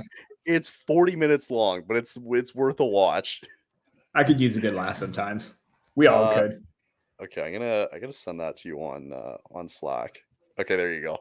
You can also go back to like whenever there was game 7s that they didn't win. He makes like and like for any team that like loses like a playoff game or is like the Chicago White Sox and had like a terrible year in baseball, like he'll make like 2-minute videos on those and just like the Chicago grill Cubs. and like just grill them. Yeah. So when you get a chance, like you got to watch that, and especially in the Harold Ballard era, it's unbelievable. Pain. Yeah. So Just pain. Yeah, that's okay. He's being pretty mean to my he's been mean to my Flames recently, but understandably so. A bit of a breakaway chance here. What a defensive play there. Who was that? Ooh. What a breakup there. I think that was who's 4 on Columbus. It wasn't Marchenko. Who was it? No, it wasn't Werenski. Who's playing with Werenski? So he loses it. Domi's going to get a chance. Oh, what a stick lift. Right back the other way. Domi's in all alone on a quick. I think 4 is called. Is that called Sillinger? That might have been Sillinger. What a breakup, though. Like, yeah, you lose the puck, but a good effort to come back and take that away. Man, oh man. And this is where Max Domi needs to work on his shooting and accuracy, because you got to get that off quick. You know pressure is coming, especially on a back check. Totally. I said this at the game against the Rangers. He's got to do some target practice. He's got to he's got to get to those those bullseye targets on the nets, or get that goalie tarp with the open spaces on the 5 areas. He's just got to do something. He's got to shoot the puck a little bit more. I think that was good timing. Like I think he was gonna shoot it, but it was just really good timing by Sillinger. It was. Like, obviously you can't overlook the fact that he came and went in full desperation mode right there. Totally. Yeah, he broke that up at a good time. So, man, Knives is with Domi and McMahon. So it looks like Marner, Nylander, Matthews at this point. Okay. Berube probably stacking up. I mean, he kind of has to. Man. Oh no. It's 5-0 for Columbus. Yeah, no, this is just embarrassing right now. Oh my God. He's going to rip into this team right now. This is a track meet right now. What is happening?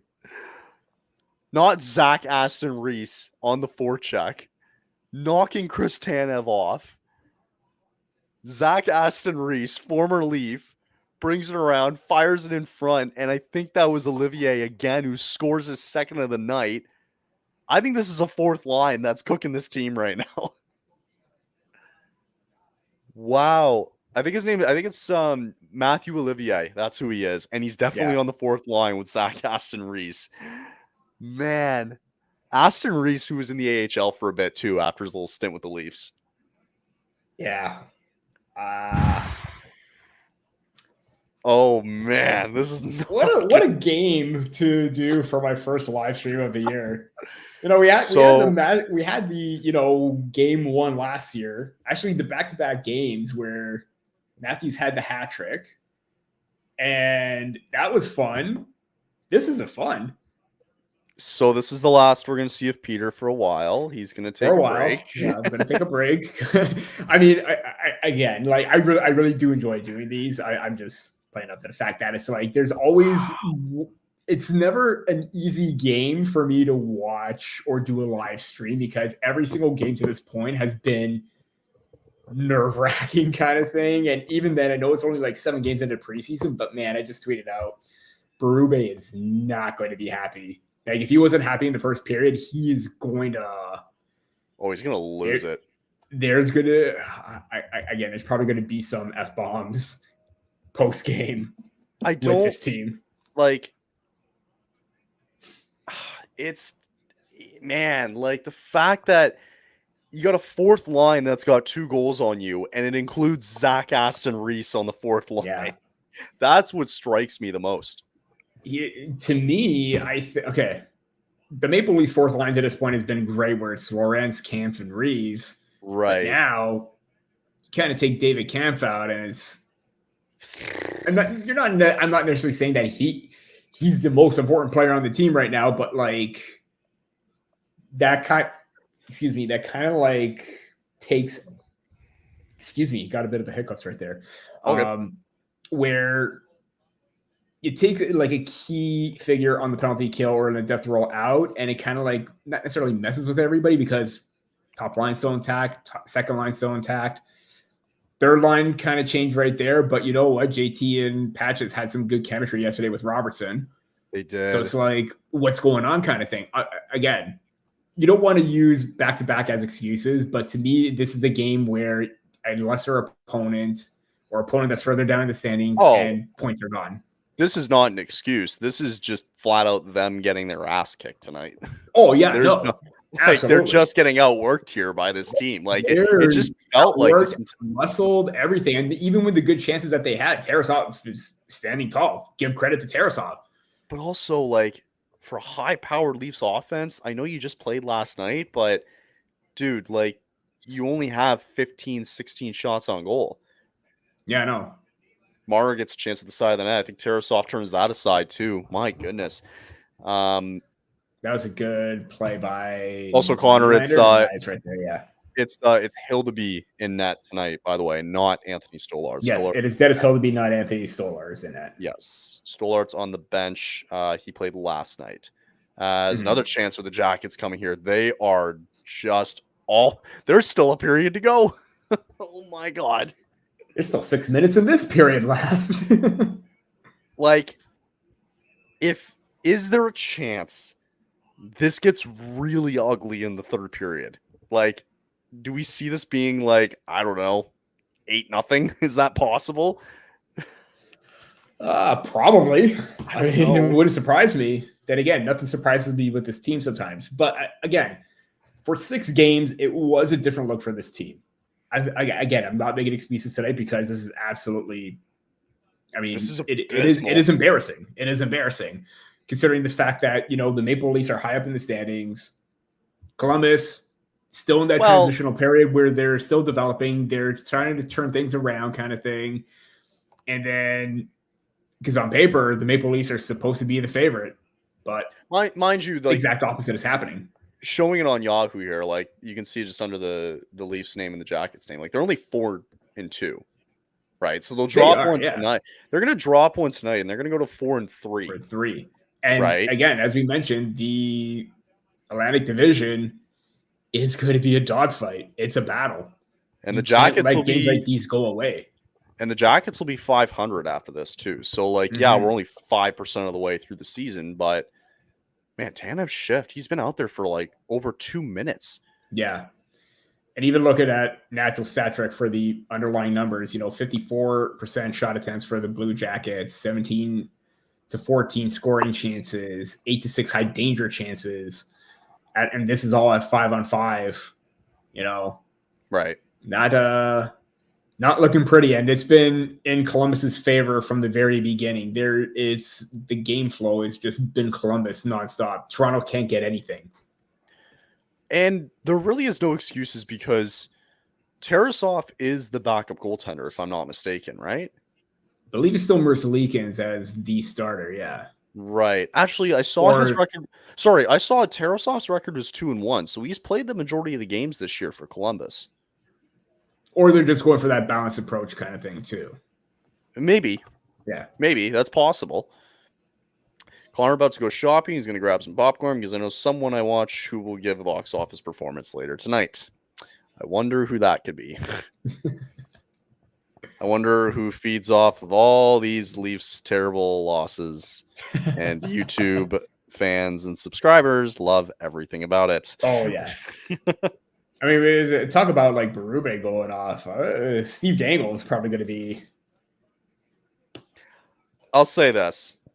Like, I'm happy for like I remember watching there was some video that came on recently. Again, this is just too easy of an entry for Columbus right now. This is 5-on-5 too. This is 5-on-5, yeah. Yeah, like what the heck? Also, I think I mentioned earlier, or I showed it from RJ's earlier, but the Wild end up beating Florida 5-2. The Wild now still haven't lost in regulation. You know what's funny? Tampa Bay is winning 7-4 against the Devils. Yes. So it's the reverse effect happening right now for both the Leafs and Lightning. Absolutely. The complete reverse effect. Man, good news for me. Man. Charlie Lindgren got me some points in fantasy. So we love that. Fantasy hockey, it's fun. Buffalo up 3-0 against the Dallas Stars right now. That's a bit of that. That's a shocker. That is a bit of a shocker. In our other stream happening right now, guys, you can go check out Grant. The Red Wings currently up 1-0 over the Islanders. That's a game over there. This is something. This is not a game. This is something, all right. Oh, that's okay. We'll have a fun third period. We'll ramble. We'll just talk about random things. Yeah. We'll pass by the time. Who knows? Maybe they'll just concede and then, the third period they'll just let the clock run. Maybe. Just let it run like they do in the House League levels. Get to a certain point, just let the clock run. They're gonna be like, guys, I want to go home. It's 9:00 here. Let's go. Yeah. I don't think they ever ran the clock for me when I played House League.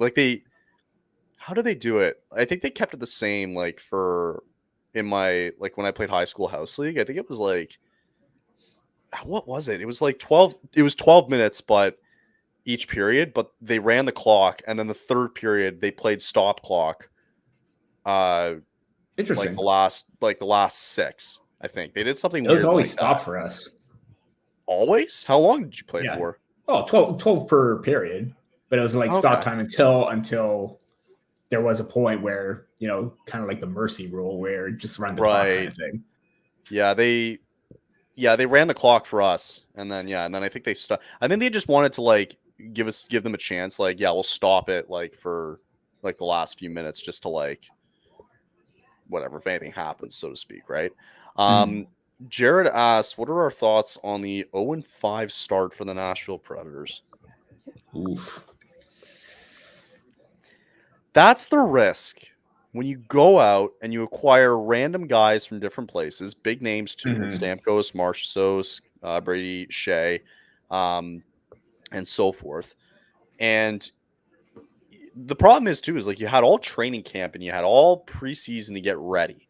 Yeah. Right. Because this was the debut, and to have nothing show for it, you can't be behind the 8 ball this early. We had I had the Predators finishing 3rd in their division coming up this year because of their additions. Sometimes I guess when certain guys just don't mesh together well. This is, by the way, for Stamkos, this is completely new territory for him too. What are your thoughts? No, I wholeheartedly agree, because I always thought that the Preds would probably still be a wild card team. That's looking like a different scenario right now, because they are literally off to one of the worst starts right now. And if you start off 0-5, I kind of saw a stat on SC with Jane, and he was talking with Craig Button, where teams that start 0-5 don't make the playoffs. So that is, So I think that is a bit of a concern if you're the Nashville Predators. Obviously, there's still kind of time to turn it around, but 2-1-0 here, Marchenko. Oh my Jesus. Goodness. This game's getting out of hand here. Werenski. Another good save though by Hildeby. My goodness, they still can't get it out here. Monahan. No, Toronto, their feet aren't moving. They're just standing still, a couple of pylons here. They're so they're done. They're gassed right now.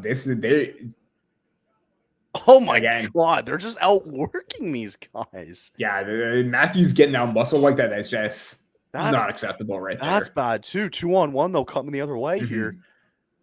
Man, nothing of it though. Wow. Gutted to miss Canucks Blackhawks first period. It's raining goals right now. I saw it was 4-2 Vancouver in that one there.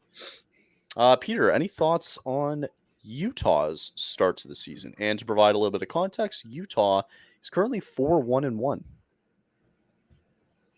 I kind of feel like, again, we talk about teams that could probably sneak in. I feel like they're primed because they're kind of in a new environment. They got a better arena situation. They actually got fans. And I'm not saying that, Arizona didn't have fans. They did have fans, but you're not in a 5,000 seat college arena where you're actually in a pro sports venue. Sorry. Is that Matthew Nyes? Matthew Nyes gets it on the board. They finally break. The comeback starts. It's on. Here it comes. Comeback starts. I don't want to say Matthew anything. Nyes right then and there. This is your top left winger right now. So you know what? Good job for him. You needed to get one at least, or hoping for one, because now you can start off with the third with some momentum right now. And we all know how bad those last minute goals can impact a team. I don't want to remind people, but the Jackets were down 5-1 in Toronto. And Toronto was down 5. Yeah. Toronto. Yes. Thank you. Toronto was down 5-1 to Columbus and we all know what happened there with an overtime loss. Forced overtime. They still forced overtime, though. Yes. So honestly, if you can get a point out of this, great. But I'd rather the second point. But going back to Utah, better arena situation. You have a fan base that's, welcoming them, and also an owner that has something in place in terms of a plan, in terms of growing the game, the market, and everything like that. Because what we saw in Arizona was just an absolute disgrace. Year after year after year, there was nothing going for them.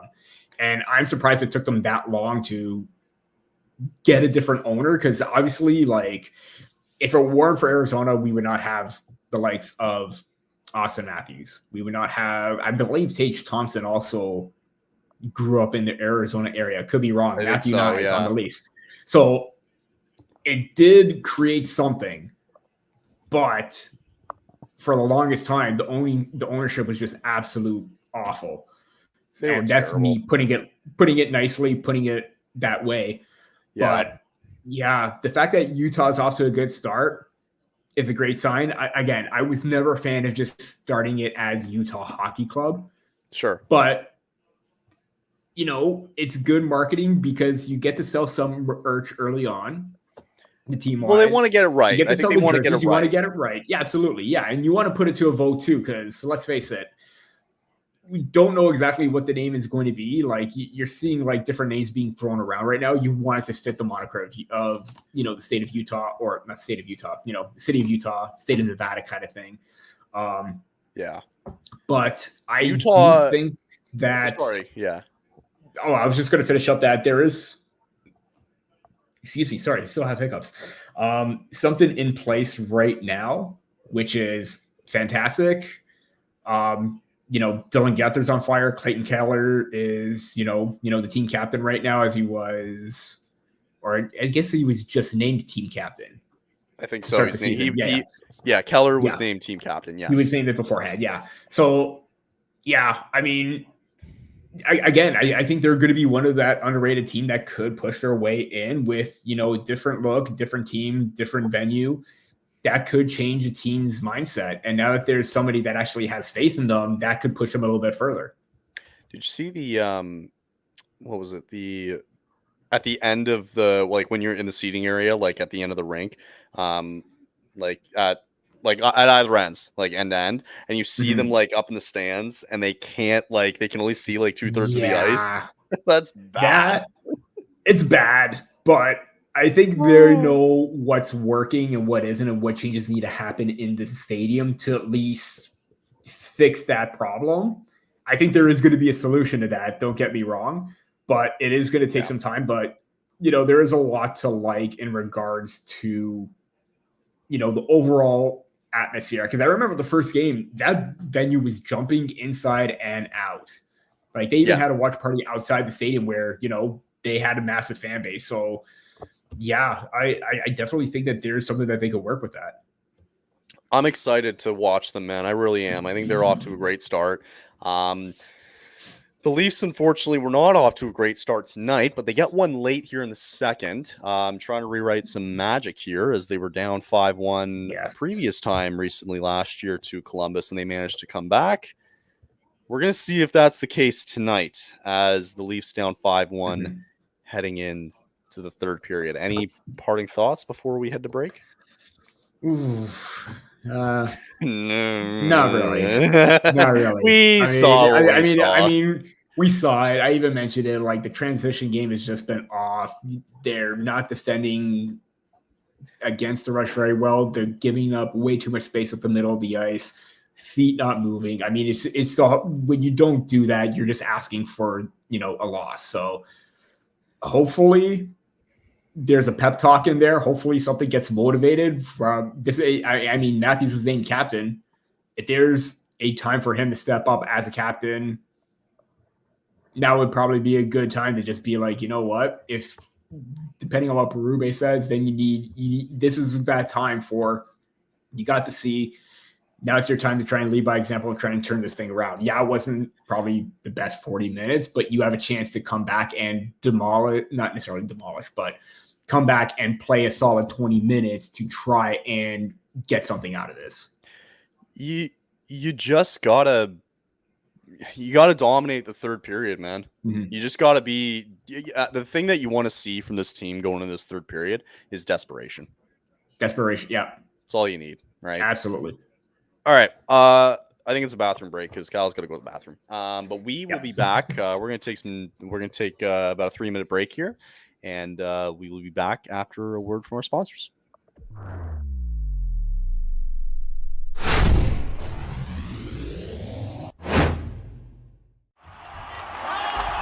Whether you're looking for courtside or upper deck, opening day or opening night, comedy or concerts. With Gametime Picks, we make buying tickets easy by serving up only the best deals on sports, music, and shows. What time is it? It's game time.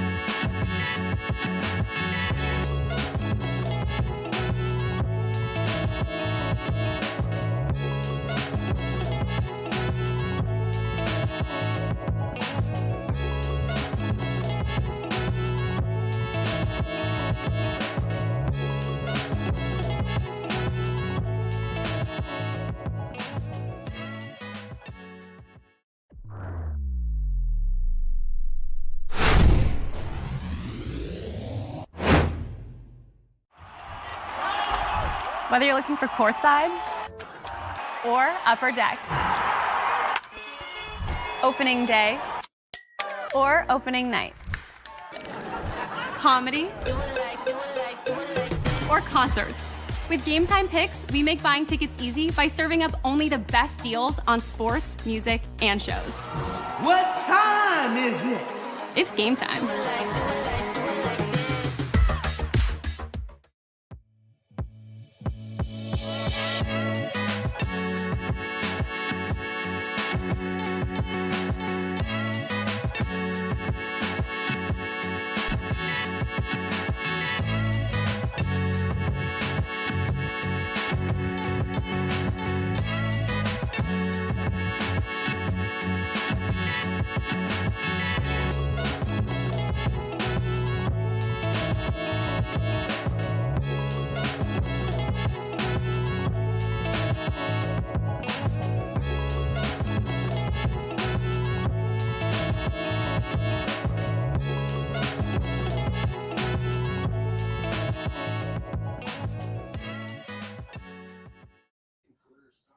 Welcome back, everybody. We are live here again in second intermission between the Blue Jackets and the Maple Leafs, and it's the Jackets currently up 5-1 here as we are about to start the third period fairly soon.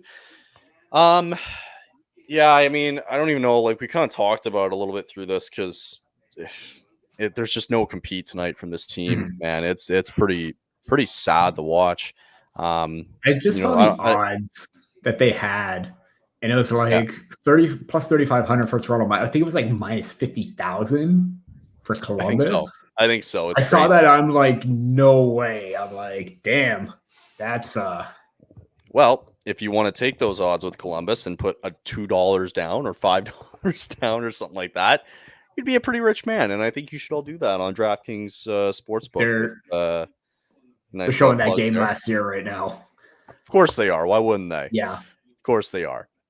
Download the DraftKings Sportsbook app. Get $5 off when you spend, get $200 in bonus bets when you only spend $5 down. And while I'm at it, also, too, guys, check out Gametime. You can download the Gametime app and redeem code THPN for $20 off your first purchase. Terms apply. It's great for going to a junior game. I got to say that. Absolutely. I have yet, or excuse me, like, which game did you go to by any chance? Sudbury. Makes sense. Yeah. Right back up northern. Who do they play? The Sault Ste. Marie. Ooh, okay. They didn't wear them, but they have arguably, I think, the sickest jerseys this year. Who? The Greyhounds. They wear the Greyhounds. The Greyhounds. Okay. They have these like vintage like black jerseys, and then they have like the red Greyhound, I think, on or whatever. But I'm like, that looks really good. I'm gonna have to search that up. I know, it looks really cool. I guess for you, like, would you?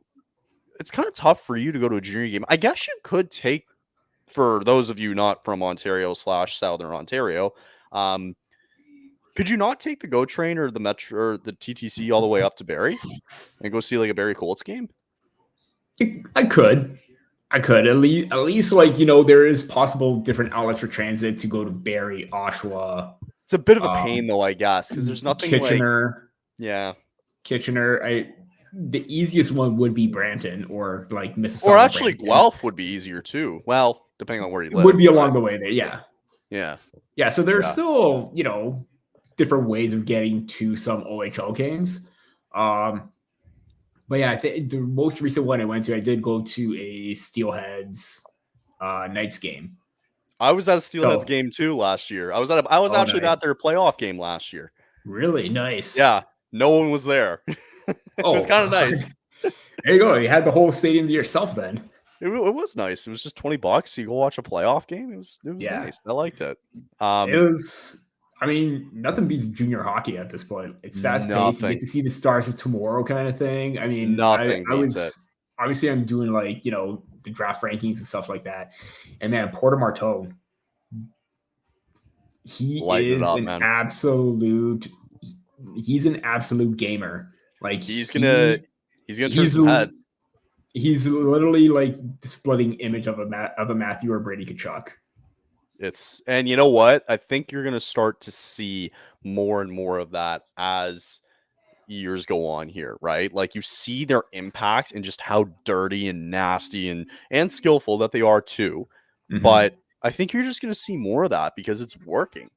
It is. You want you want to have all the skill. You want to be, you know, that creative type of player, but at the same time, what wins championships? Yeah. I mean, it's that type of player. That type of player, that type of mentality. And we even heard Matthew basically call out the Leafs twice. Like, you know, yeah, they got the scale players, but that's not what wins you games in the playoffs. And he's right about it completely. Yeah, he's absolutely right. Just seeing highlights here. The Rangers are up 5-2 on the Habs. It's 1-1 between the Blues and the Jets. Canucks currently up 4-2 in the second. And Connor mentioned here the Sabres just beat the Dallas Stars. And then we did mention earlier, too, that the Minnesota Wild took down the Panthers 5-1 in that one. 5-1. They just dominated that one there. They're showing the Lightning here in New Jersey. Jacob Markstrom and the Devils, man, they put up 8 goals on them. Mm-hmm. I warned him. I said, Markstrom's going to be really good for you guys, but when he's bad, he's really bad. Yeah. Um, Very evident right there. I have a kind of cool story though from junior hockey, since we have a little time to kill and it's not really a close game, unfortunately. So I, growing up near Guelph, I went to a lot of Guelph Storm games. Love the Guelph Storm. It's in a shopping mall, by the way. Mm-hmm.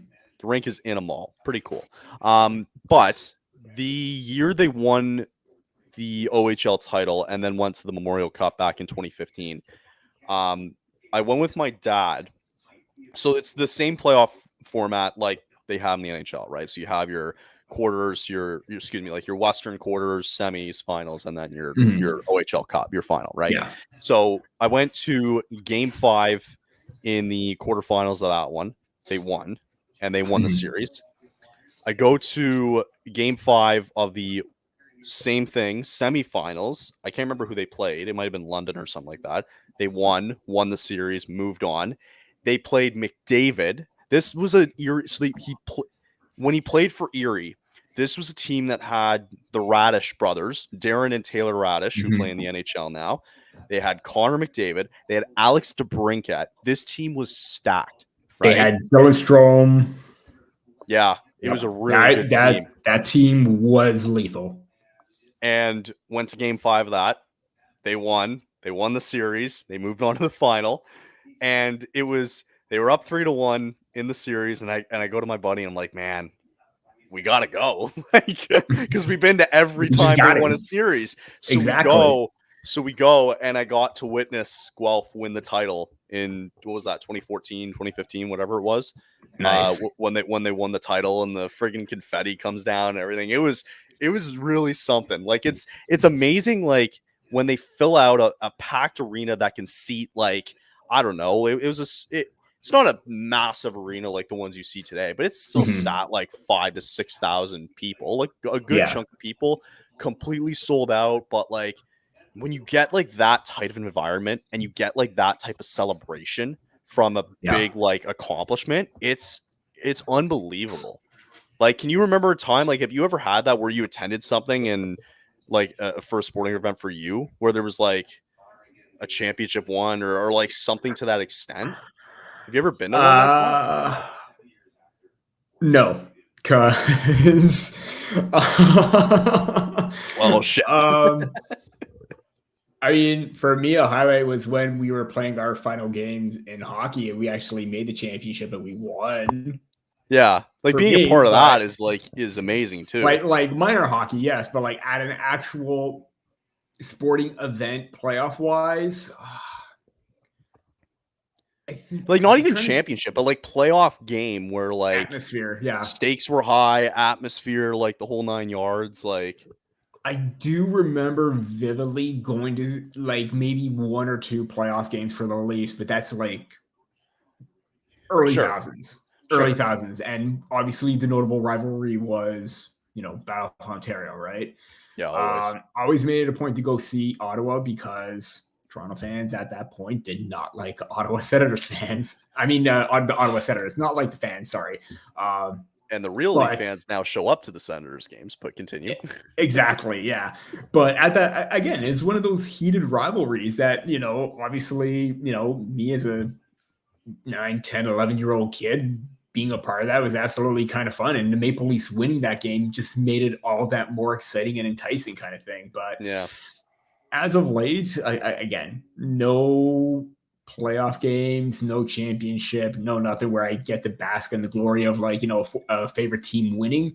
Can't relate to that to you, but, there is something about being present, witnessing greatness. I mean, again, kind of the only thing that I could salvage out of anything of a championship is just watching the Raptors win on my TV. That to me is kind of like, obviously they were away in Golden State when they won.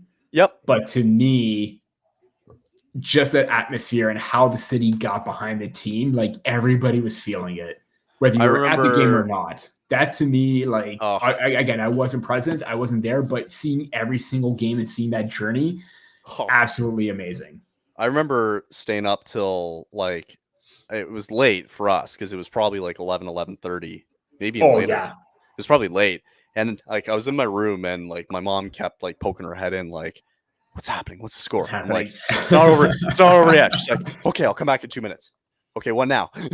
Like they kept like back and forth, right? And then like, yeah, like I'll never forget that either. It was almost like disbelief, like like they did it. Like it's pretty phenomenal to like to have witnessed that, like to see like a major sports team in Toronto do that.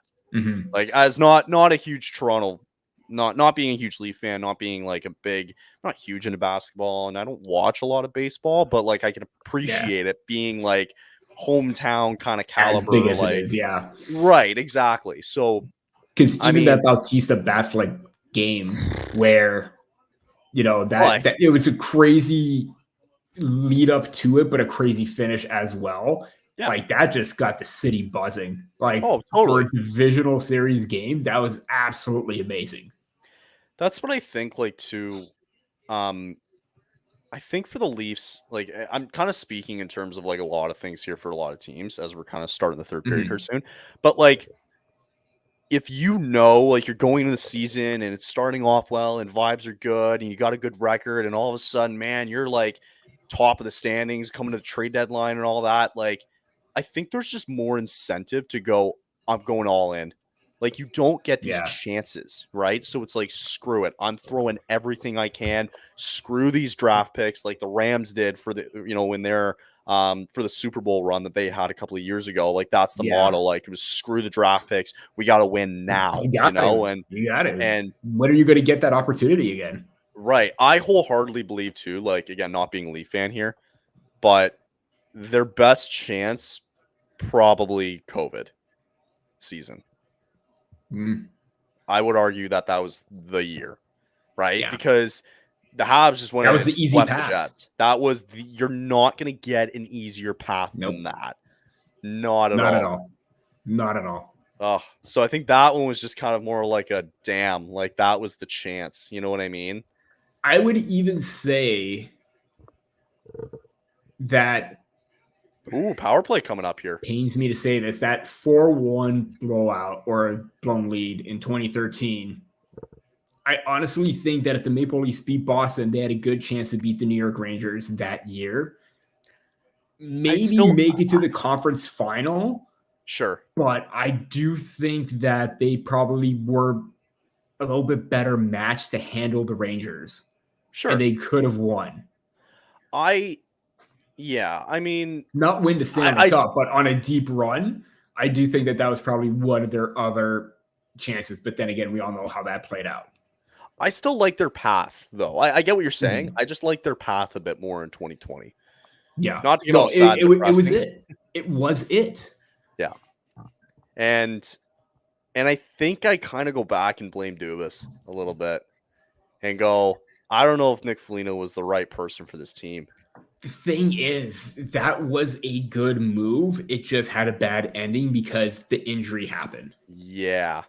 He was kind of like that playoff type, not producer, but that playoff type energy player. Right. That could have helped push this team forward. Could have been something. Yeah. Could have been something. It wasn't so much that it was a bad move because everyone was praising it. Right. It was just a bad luck move that, like, 4 games in, he had a really bad injury. And then there was that. He was playing through it during the playoffs. There was the whole Tavares head injury / concussion that happened in game 1. But you saw Nylander take over and be that dominating factor every single time. Again, Matthews and Marner were quiet, but Nylander was there. There's even the first bubble where you had a chance to beat the Columbus Blue Jackets and you lose that. Couldn't, yeah, for sure. So I bet you Columbus fans are still not letting that go. They're still not letting that go. Okay, so here on the we got 50 seconds left here on my end on the power play. You got OEL out there with Marner, Matthews. You got the big core 4 out there with OEL. Here's Marner's going to get a chance. Great save by Tarasov. Unbelievable. Good shot, yeah. But see, here's the thing. Those are the shots that, again, get a little closer to the middle. Get a little bit closer to the net. That's way too far to the perimeter, and that's the problem with the power play right now, where it's everything to the outside and not enough converging and making the Blue Jackets panic down low. I don't like Like Marner. they're all in formation. I also don't love Marner taking those shots. Is that just me? Like, is he more of like for me, he's more of a front man presence that you need, where you need to like dipsy doodle just a little bit just to create some space. Like, Matthews or Nylander should be on the perimeter there.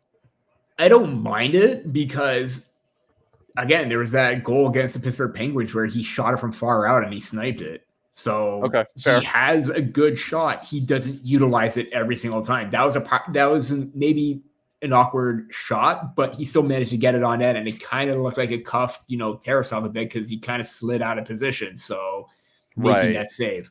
Right. So I'd rather see him take the shot than not make it and then potentially get blocked or whatever. So if you have that opportunity, get it on net. Also, if I'm not mistaken, I think Hildeby is not in net? Question mark? Interesting. I don't recognize that being Hill. It looks like Stollarts, but I could be wrong. Maybe they'll get it closer. I could be wrong. Connor's saying here, Toronto's literally in an inescapable hell in the Atlantic. Teams are rising and falling around them, but they're stuck in the middle. I don't think they're stuck in the middle. I still think that they're... I think, man... It's not that they're stuck in the middle. They're stuck in, they're stuck in their own head, I think. In terms of, finding that extra push, extra gear in the playoffs when it matters most. But I think having that voice like Berube who can succeed in that playoff style of hockey definitely can be the difference maker. I mean, you brought in some players that definitely can't fit that mold. I mean, you see OEL letting the boom every single, at certain moments. Chris Tanev, not physical, but, dude lays his whole entire body on the line just to block the shot. Right. So there are certain pieces and there's certain players right there. And I think right now they're still in that transitional phase where they're still trying to learn that new system, but they're excelling at it and doing a great job in trying to execute his game plan. Obviously tonight, a different story, but you are playing well against the New York Rangers, when you're playing well against the Tampa Bay Lightning, those are teams that you're going to have to play in the playoffs. It's a great sign. But now, shift focus, you got to start winning points and winning these winnable games against teams lower than you in the standings. That, to me, is still the one blemish with this team that's still lingering or hovering over them. Right. I think it's funny because I'm looking at... I think here's my issue. And this is way, way, way too far thinking down the line because we just started this season. We're not even close to the playoffs yet. But still, you kind of think about performances like these. And bad penalty. And another bad penalty coming up to the Leafs here. This could, that's not great. Now Columbus is going to get a chance to go all the way down. They're going to get set up here. It's going to be 6-on-5 for a little bit until the Leafs at least touch the puck here. Firing around the boards, and the Leafs do not touch up. Puck goes all the way down for icing. No, they're going to keep playing going here. Also, by the way, I think I was wrong. I think Hildeby is still in net, by the way. I think he is still in net, He's still in net, Okay, they're still playing around here, waiting to get on. Keep away. I know, they're just playing keep away at this point here. They want to try and create something here. 6-on-5. They might get a chance here. No, and they're going to go right back. They are playing a lot of keep away here. Yeah, and this is where it's oh my God, get your feet moving kind of thing. Imagine being the ref. He's like, okay, guys, come on. Arm's hurting. Arm is getting worked out just by holding it in one place kind of thing. Yeah. Okay. All right. They touch it. All right. So penalty coming up. Finally. Jeez. It'll be John Tavares going to the box as the Blue Jackets will get another power play coming up. I was going to say this, though, real quick. Again, really far ahead. Playoffs are too far away to look at. We're 5% of the way through the season. So, but just kind of looking at the different teams that are just in this Eastern Conference, I don't think they're better than Florida. I think they lose that. I don't think they're better than Boston right now. I think they lose that. Be better equipped to play against Florida or at least match it. They'll I still lose, can't but I think see they may have that. a little, I don't know. not in terms of outcome, but in terms of that mentality, Sure. like the pushback. Sure. I think they lose that. I don't think they're better than the Rangers. I think they lose that. Mm-hmm. And the problem is that you're going to have to, I mean, regardless, we can talk about the other teams all we want. I think the standard right now is the New York Rangers, is the Florida Panthers. Mm-hmm. I might throw the Bruins in the mix there. Maybe. I don't know. They just Still seem a needs little to, bit off this year. I don't know. But my I point know it's is, too early to tell, but it's too early to tell. I think the standard right now in the East is those teams. I just can't Mhm. foresee other teams matching up in a 7-game series against those kind of against Florida or the Rangers. I think that's still the standard until proven otherwise. Until a team like really starts to like, maybe they go on a big win streak this season and they go to the deadline and then they make these big moves because it's like, you know what, like we can do something here. And I don't know what team that even could be like remotely close to yet. So like just quickly looking at, go I ahead. was just about to say, because even if it's a team that's like on that fringe, that bubble, are you going to risk your rebuild and how you got to this point for a year where it may not be likely that you could make a deep run? That's the big question that you got to make as well. I'll tell you what, if it's the Ottawa Senators, because they're in the last wildcard spot, they're only 3-2, but whatever. Just as an example, though, if it's Ottawa, absolutely. Oh, 100%. Because they have their core is already in place. Like this is now their time to try and enter. Yeah, they got to this is now their time to try and enter the conversation. I agree. Correct. With that. Yeah, I mean, Carolina's not off to the best starts, mind you. They've only played 4 games, so they're 2-2. Yeah, I mean, I don't know. Like, I still think there's just, to me in the East, there's so many questionable teams out there, and I still think the standard is Florida, maybe Boston, and I think the Rangers. I wouldn't even throw the Devils in the conversation. I don't trust. Listen, I'm sorry. I've dealt with Markstrom for the last couple of years. I don't trust him in the playoffs because he's let in you know him well. Oh, I know him well, and he lets in too many goddamn goals when it matters. See, here's the thing. I put a little bit too much faith in the Devils because you have that good tandem right now, because you have a lot of good players on your team. But again, if you got the full Markstrom experience, because that is the big question mark. He's going to be the big X factor for them. Yes. They're built to play Boston, Tampa, but not the Rangers, Panthers, and Senators. Okay, Senators is stretching it a little bit.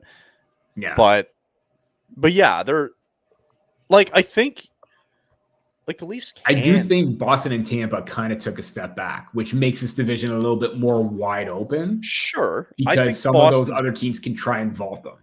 And it looks like another delay. No delayed penalty. They ended up killing that one, by the way. Yes. But the one bright spot for the Leafs this season has been the PK. So yeah, they've been doing good on the PK so far. I think they've let in 1 goal, though, if I'm not mistaken, on the power play. Couple of goals here and there, but better. I'm glad that it's been a long time since I've seen them in the 80% and, not before. Right. Yeah, so I think, to Connor's point here, I think they can beat Boston. I think they can. I think they're beatable. I don't think they're unbeatable, right? If they match up with Tampa, I got the Leafs probably all day long in that one. My issue with them is I'm not worried about the first round, depending on who they get matched up with. It's just the deeper you go, the tougher it's just going to get. And I don't know if they match up well with some of those higher teams, or maybe teams that just surprise you this year, and then all of a sudden they make these big additions at the deadline. I don't know. There's a lot of what if factors that could go into it. So many. Yes. If they go deep, like which New York Rangers are you going to get if Toronto goes on? Are you going to get the one that has a scoring depth going, or where it kind of disappears for a bit and you're relying heavily on Shesterkin? Is there going to be a point where pre-Florida Panthers or pre-last season Sergei Bobrovsky comes back and maybe he's not on his game? That is,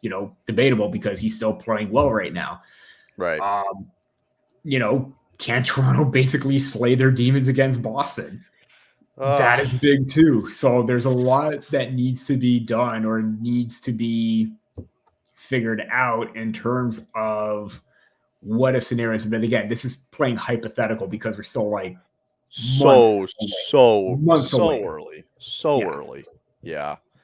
And we're having these conversations because the game is not really that close right now. There's really not much to talk about in this game. I mean, I know. I could go on and on about how, it basically took them a minute to touch the puck.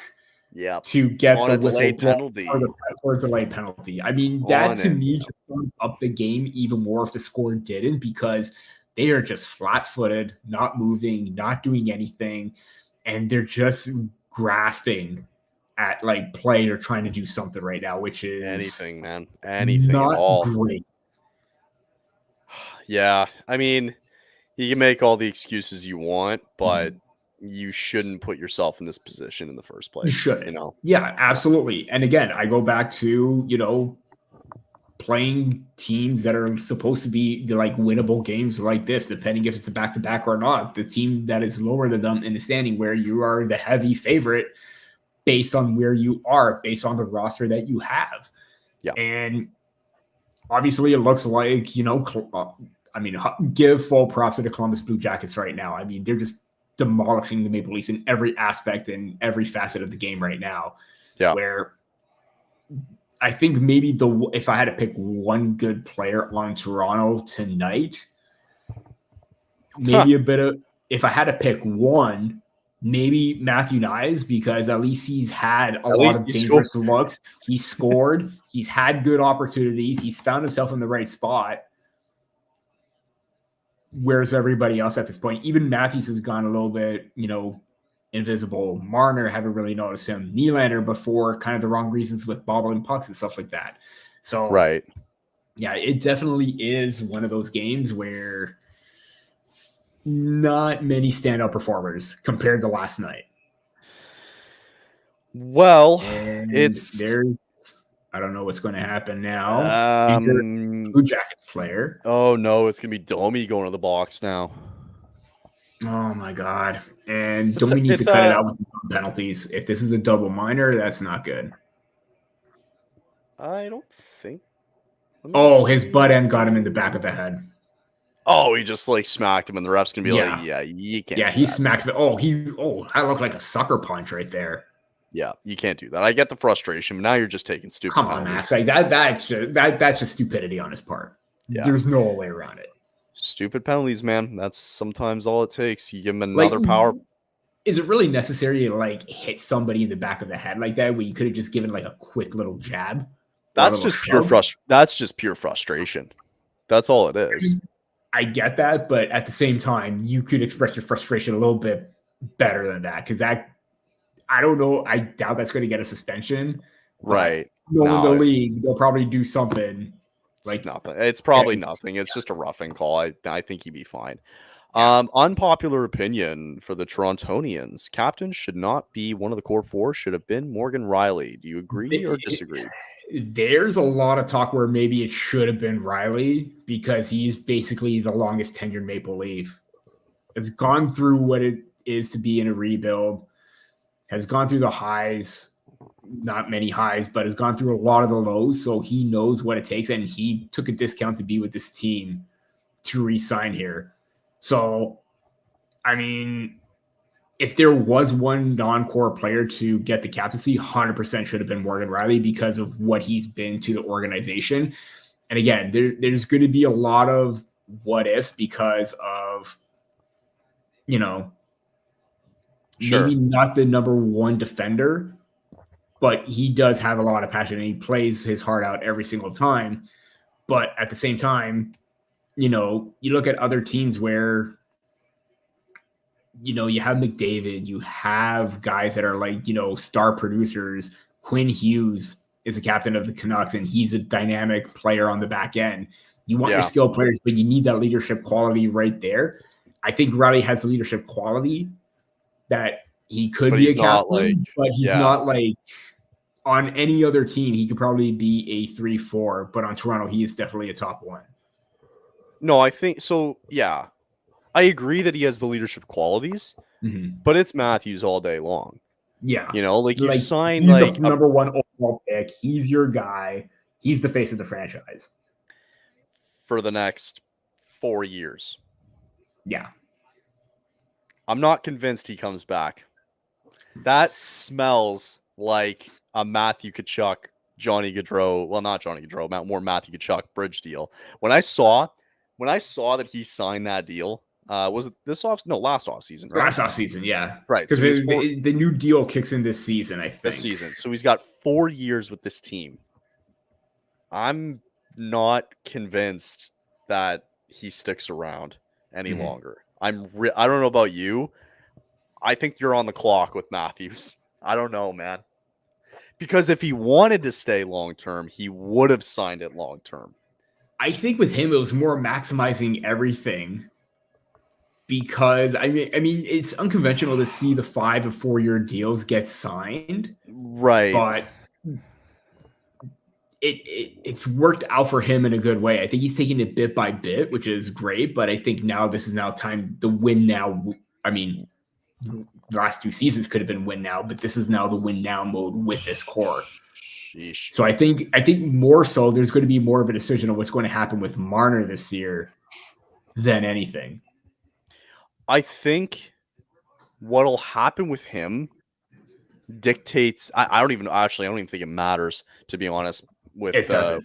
It doesn't dictate it at all. Actually, it's how well I think Marner steps up in the playoffs that's going to dictate whether he stays or not.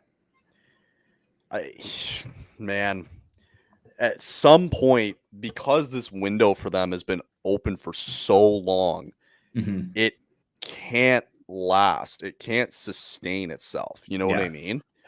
Because you're lucky. Well, because it's nice that you have these generational type players. Like, it's just at some point, though, it's just not sustainable, right? Yeah.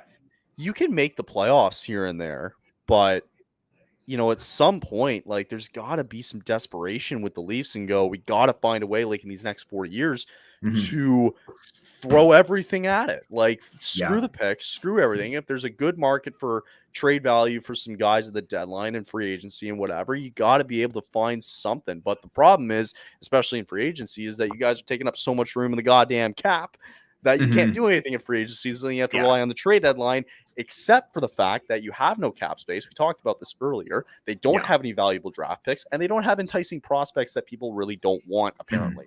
So what's going on? The only names you're willing to give up prospect-wise is Easton Coward or Fraser Minton. Those are, the only 2 that teams would have value for, but what your return is going to be for that is going to be the big question mark. Obviously, they haven't played NHL games. You've seen what Cowan can do at the OHL level. Minton is a very strong physical 2-way center. Teams value that. It's just, what are you trading them for? And it better be worthwhile to give them up. I think that's the issue, right? Like, I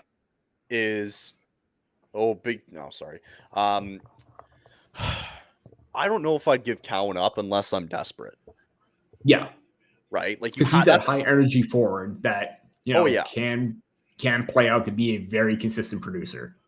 That to me smells desperation all over it. Scores.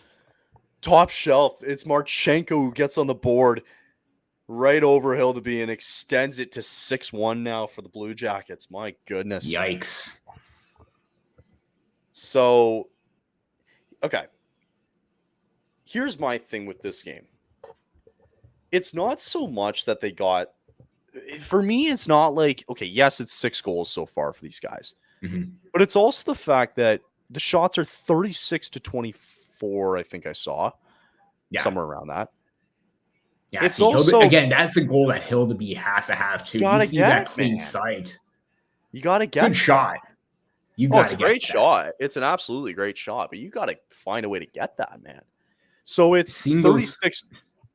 Shots are 36 Sorry, I was just about to say, man. Seeing those clips of Berube, oh man, I can't wait to hear what he has to say post game. I would love, oh my God, I would love to just be a reporter for one night, go in and just ask him the stupidest question on purpose. I think that's and get him right. I think that's what you got to do with Torts. I was just gonna say, you know what? Yeah, you're right. that's the one guy that you want to try. I mean, you're probably going to not get an answer. I'll be like Kyle of THPN here. How come you guys were complete, total, lifeless asshats tonight? Like, could you imagine going in and just asking like the most like just for fun, like having no outlet whatsoever? You just go in, you get a media pass, and you ask like the most ridiculous questions. I mean, in a game like this, I mean, what question? I mean, obviously you got to ask the question. It's like, scores, filthy goal by Nick Robertson right there. Nick Robertson pots it into the empty net. There's his first of the season. Some Leafs fans are kind of happy with that as they get their second goal, not making a huge Quick difference hands here. and tight though.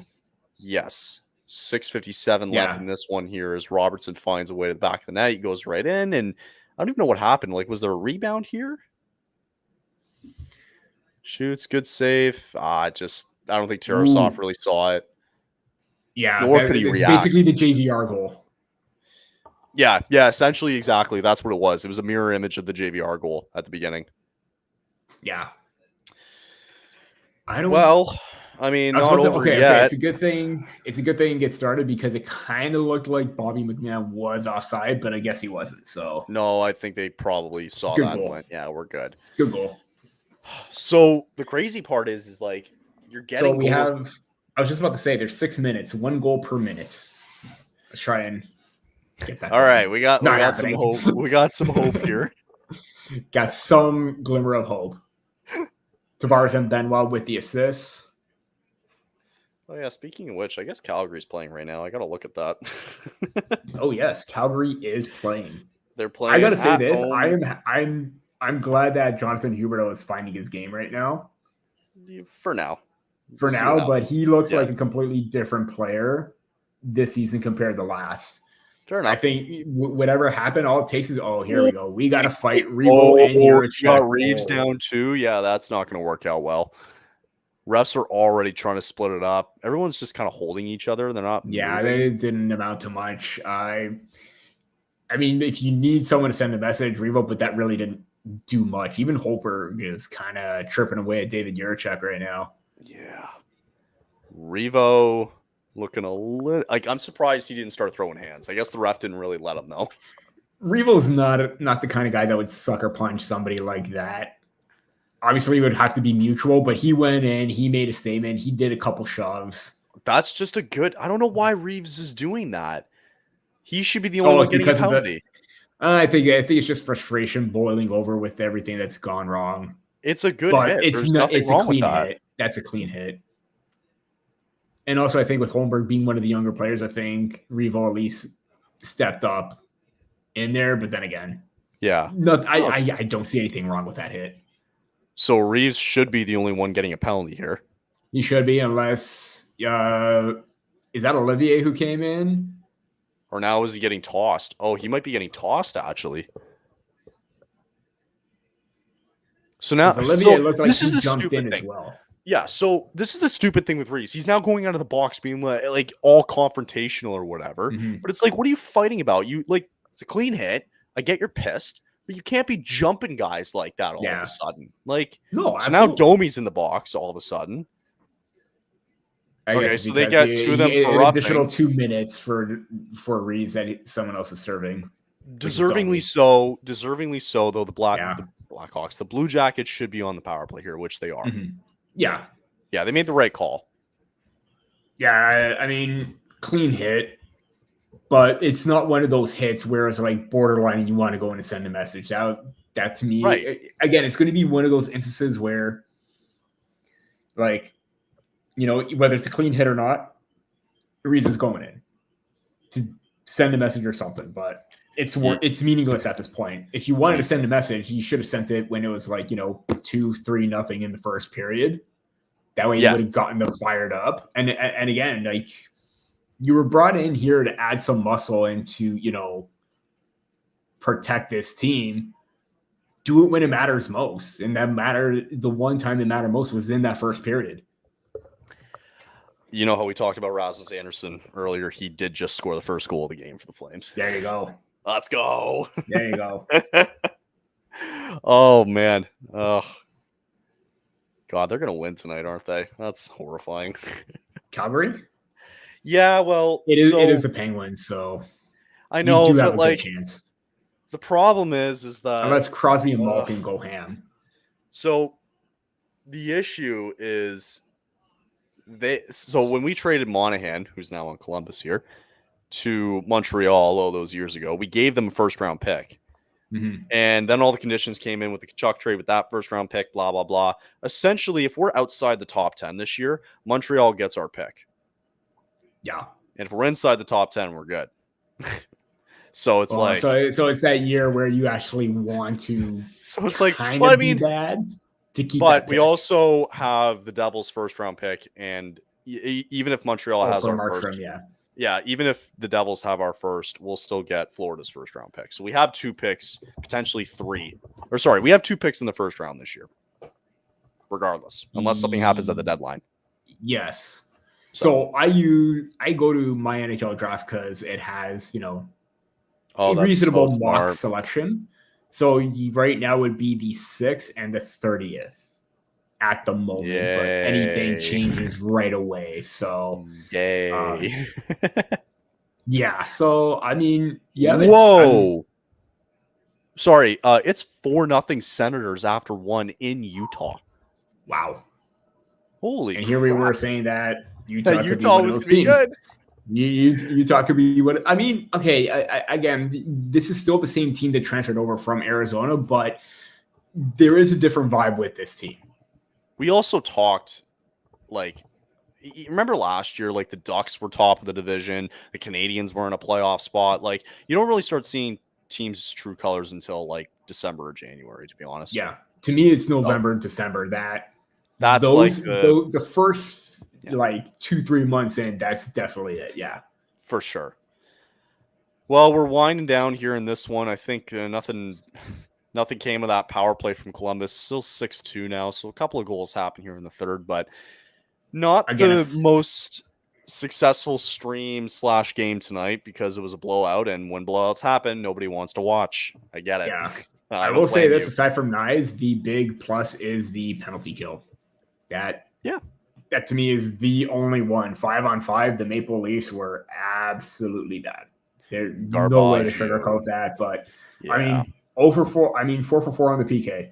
I mean, Toronto is also 0 for 2 on the power play, which doesn't quite make it better because those are good opportunities to at least make it, 2 extra goals possibly, depending on how well they executed. But they did not execute well. So, I'm basically just talking about what ifs. The execution not there tonight, as most of the fans have left the building. It looks like again, this is a tough one because again, it's still early, but for all the factors that we said before, opponent lower than you in the standings, taking advantage of that game because now it's the Montreal game where you lost 1-0, and now there's this one where that could have been 4 points right there for a W. Now, you also got to take into effect that it was back-to-back. It was basically the worst game that the Maple Leafs have played all season long when other teams have had bad outings in the first week. 5-6 games into the season. Yes. Yeah, I'm talking about Edmonton. I'm talking about Colorado. I'm talking about those teams that are perennial contenders, right? Right, the really bad teams. Yeah. Totally. And so the fact that the Maple Leafs have their worst outing now gives me some solace that it was going to happen. Right. But it's still not great considering how well you want to maintain that consistency. And that's what Berube is preaching this whole entire time. Yeah, being consistent. It's certainly not a great feeling. It isn't. It is. Yeah. It's been a tough night all around. It's been a tough night. Hopefully Grant's doing okay on his end at least. I was actually just going to check to see if they were doing somewhat okay. Let me take a quick peek here. It's 1-0 Red Wings on the other end. Wow, that's an exciting game. So What a brutal night for streams here on THPN. It's been god awful. Patrick came from single and Comfer. So nice. We'll get him next time, Peter. We'll get him next time. We'll pick a good one. I'm sure of it. It'll be okay. I just did like the whole Peter Griffin thing, the whole grab the eyes kind of thing. But you know what? I mean, they got a goal in this third period. There's something, but that's all right.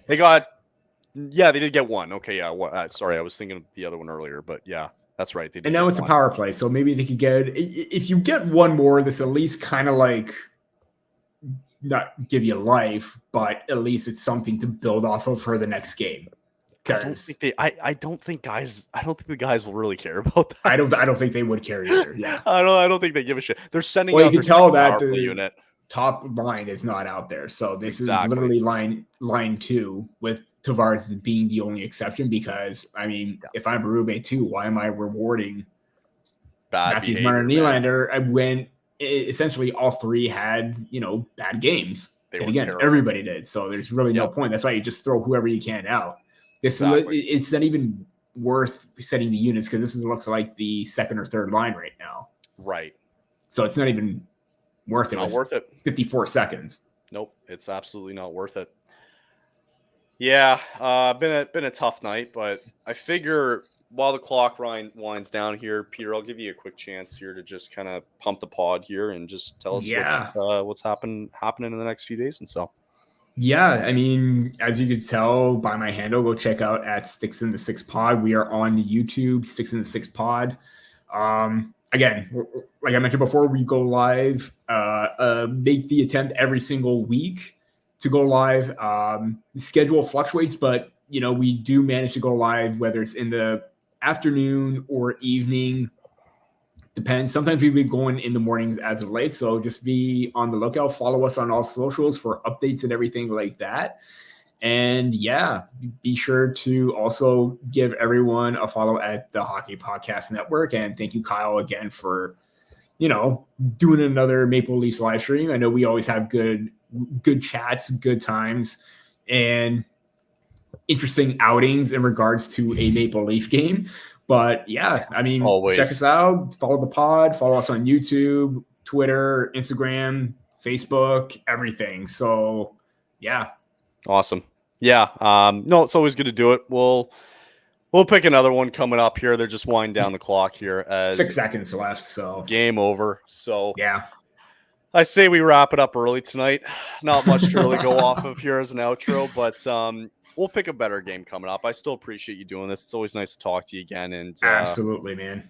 Got a lot more games coming up this year. So tough one tonight for streams and tough one for a game as the Jackets win it 6-2 at home against the Leafs. Leafs back in action Thursday at home against the Blues, I believe. Yes. But yeah, so that's that'll do it for us tonight. Not much. Kind of on a somber note here, but guys, go check out Grant. He's finishing up his stream over on his end, so you guys can go check that out if you'd like. And we'll be back again live tomorrow. I can't remember what game it is, but somebody's live tomorrow night. And then I believe we have 3 live streams happening on Thursday night. I will be a part of one of them for the Flames and the Hurricanes for that one, joining the guys from Searchcast. So that's going to do it for us tonight. Here at THPN. Thank you for watching, and we'll see you guys on the next live watch along. Have a good night, guys.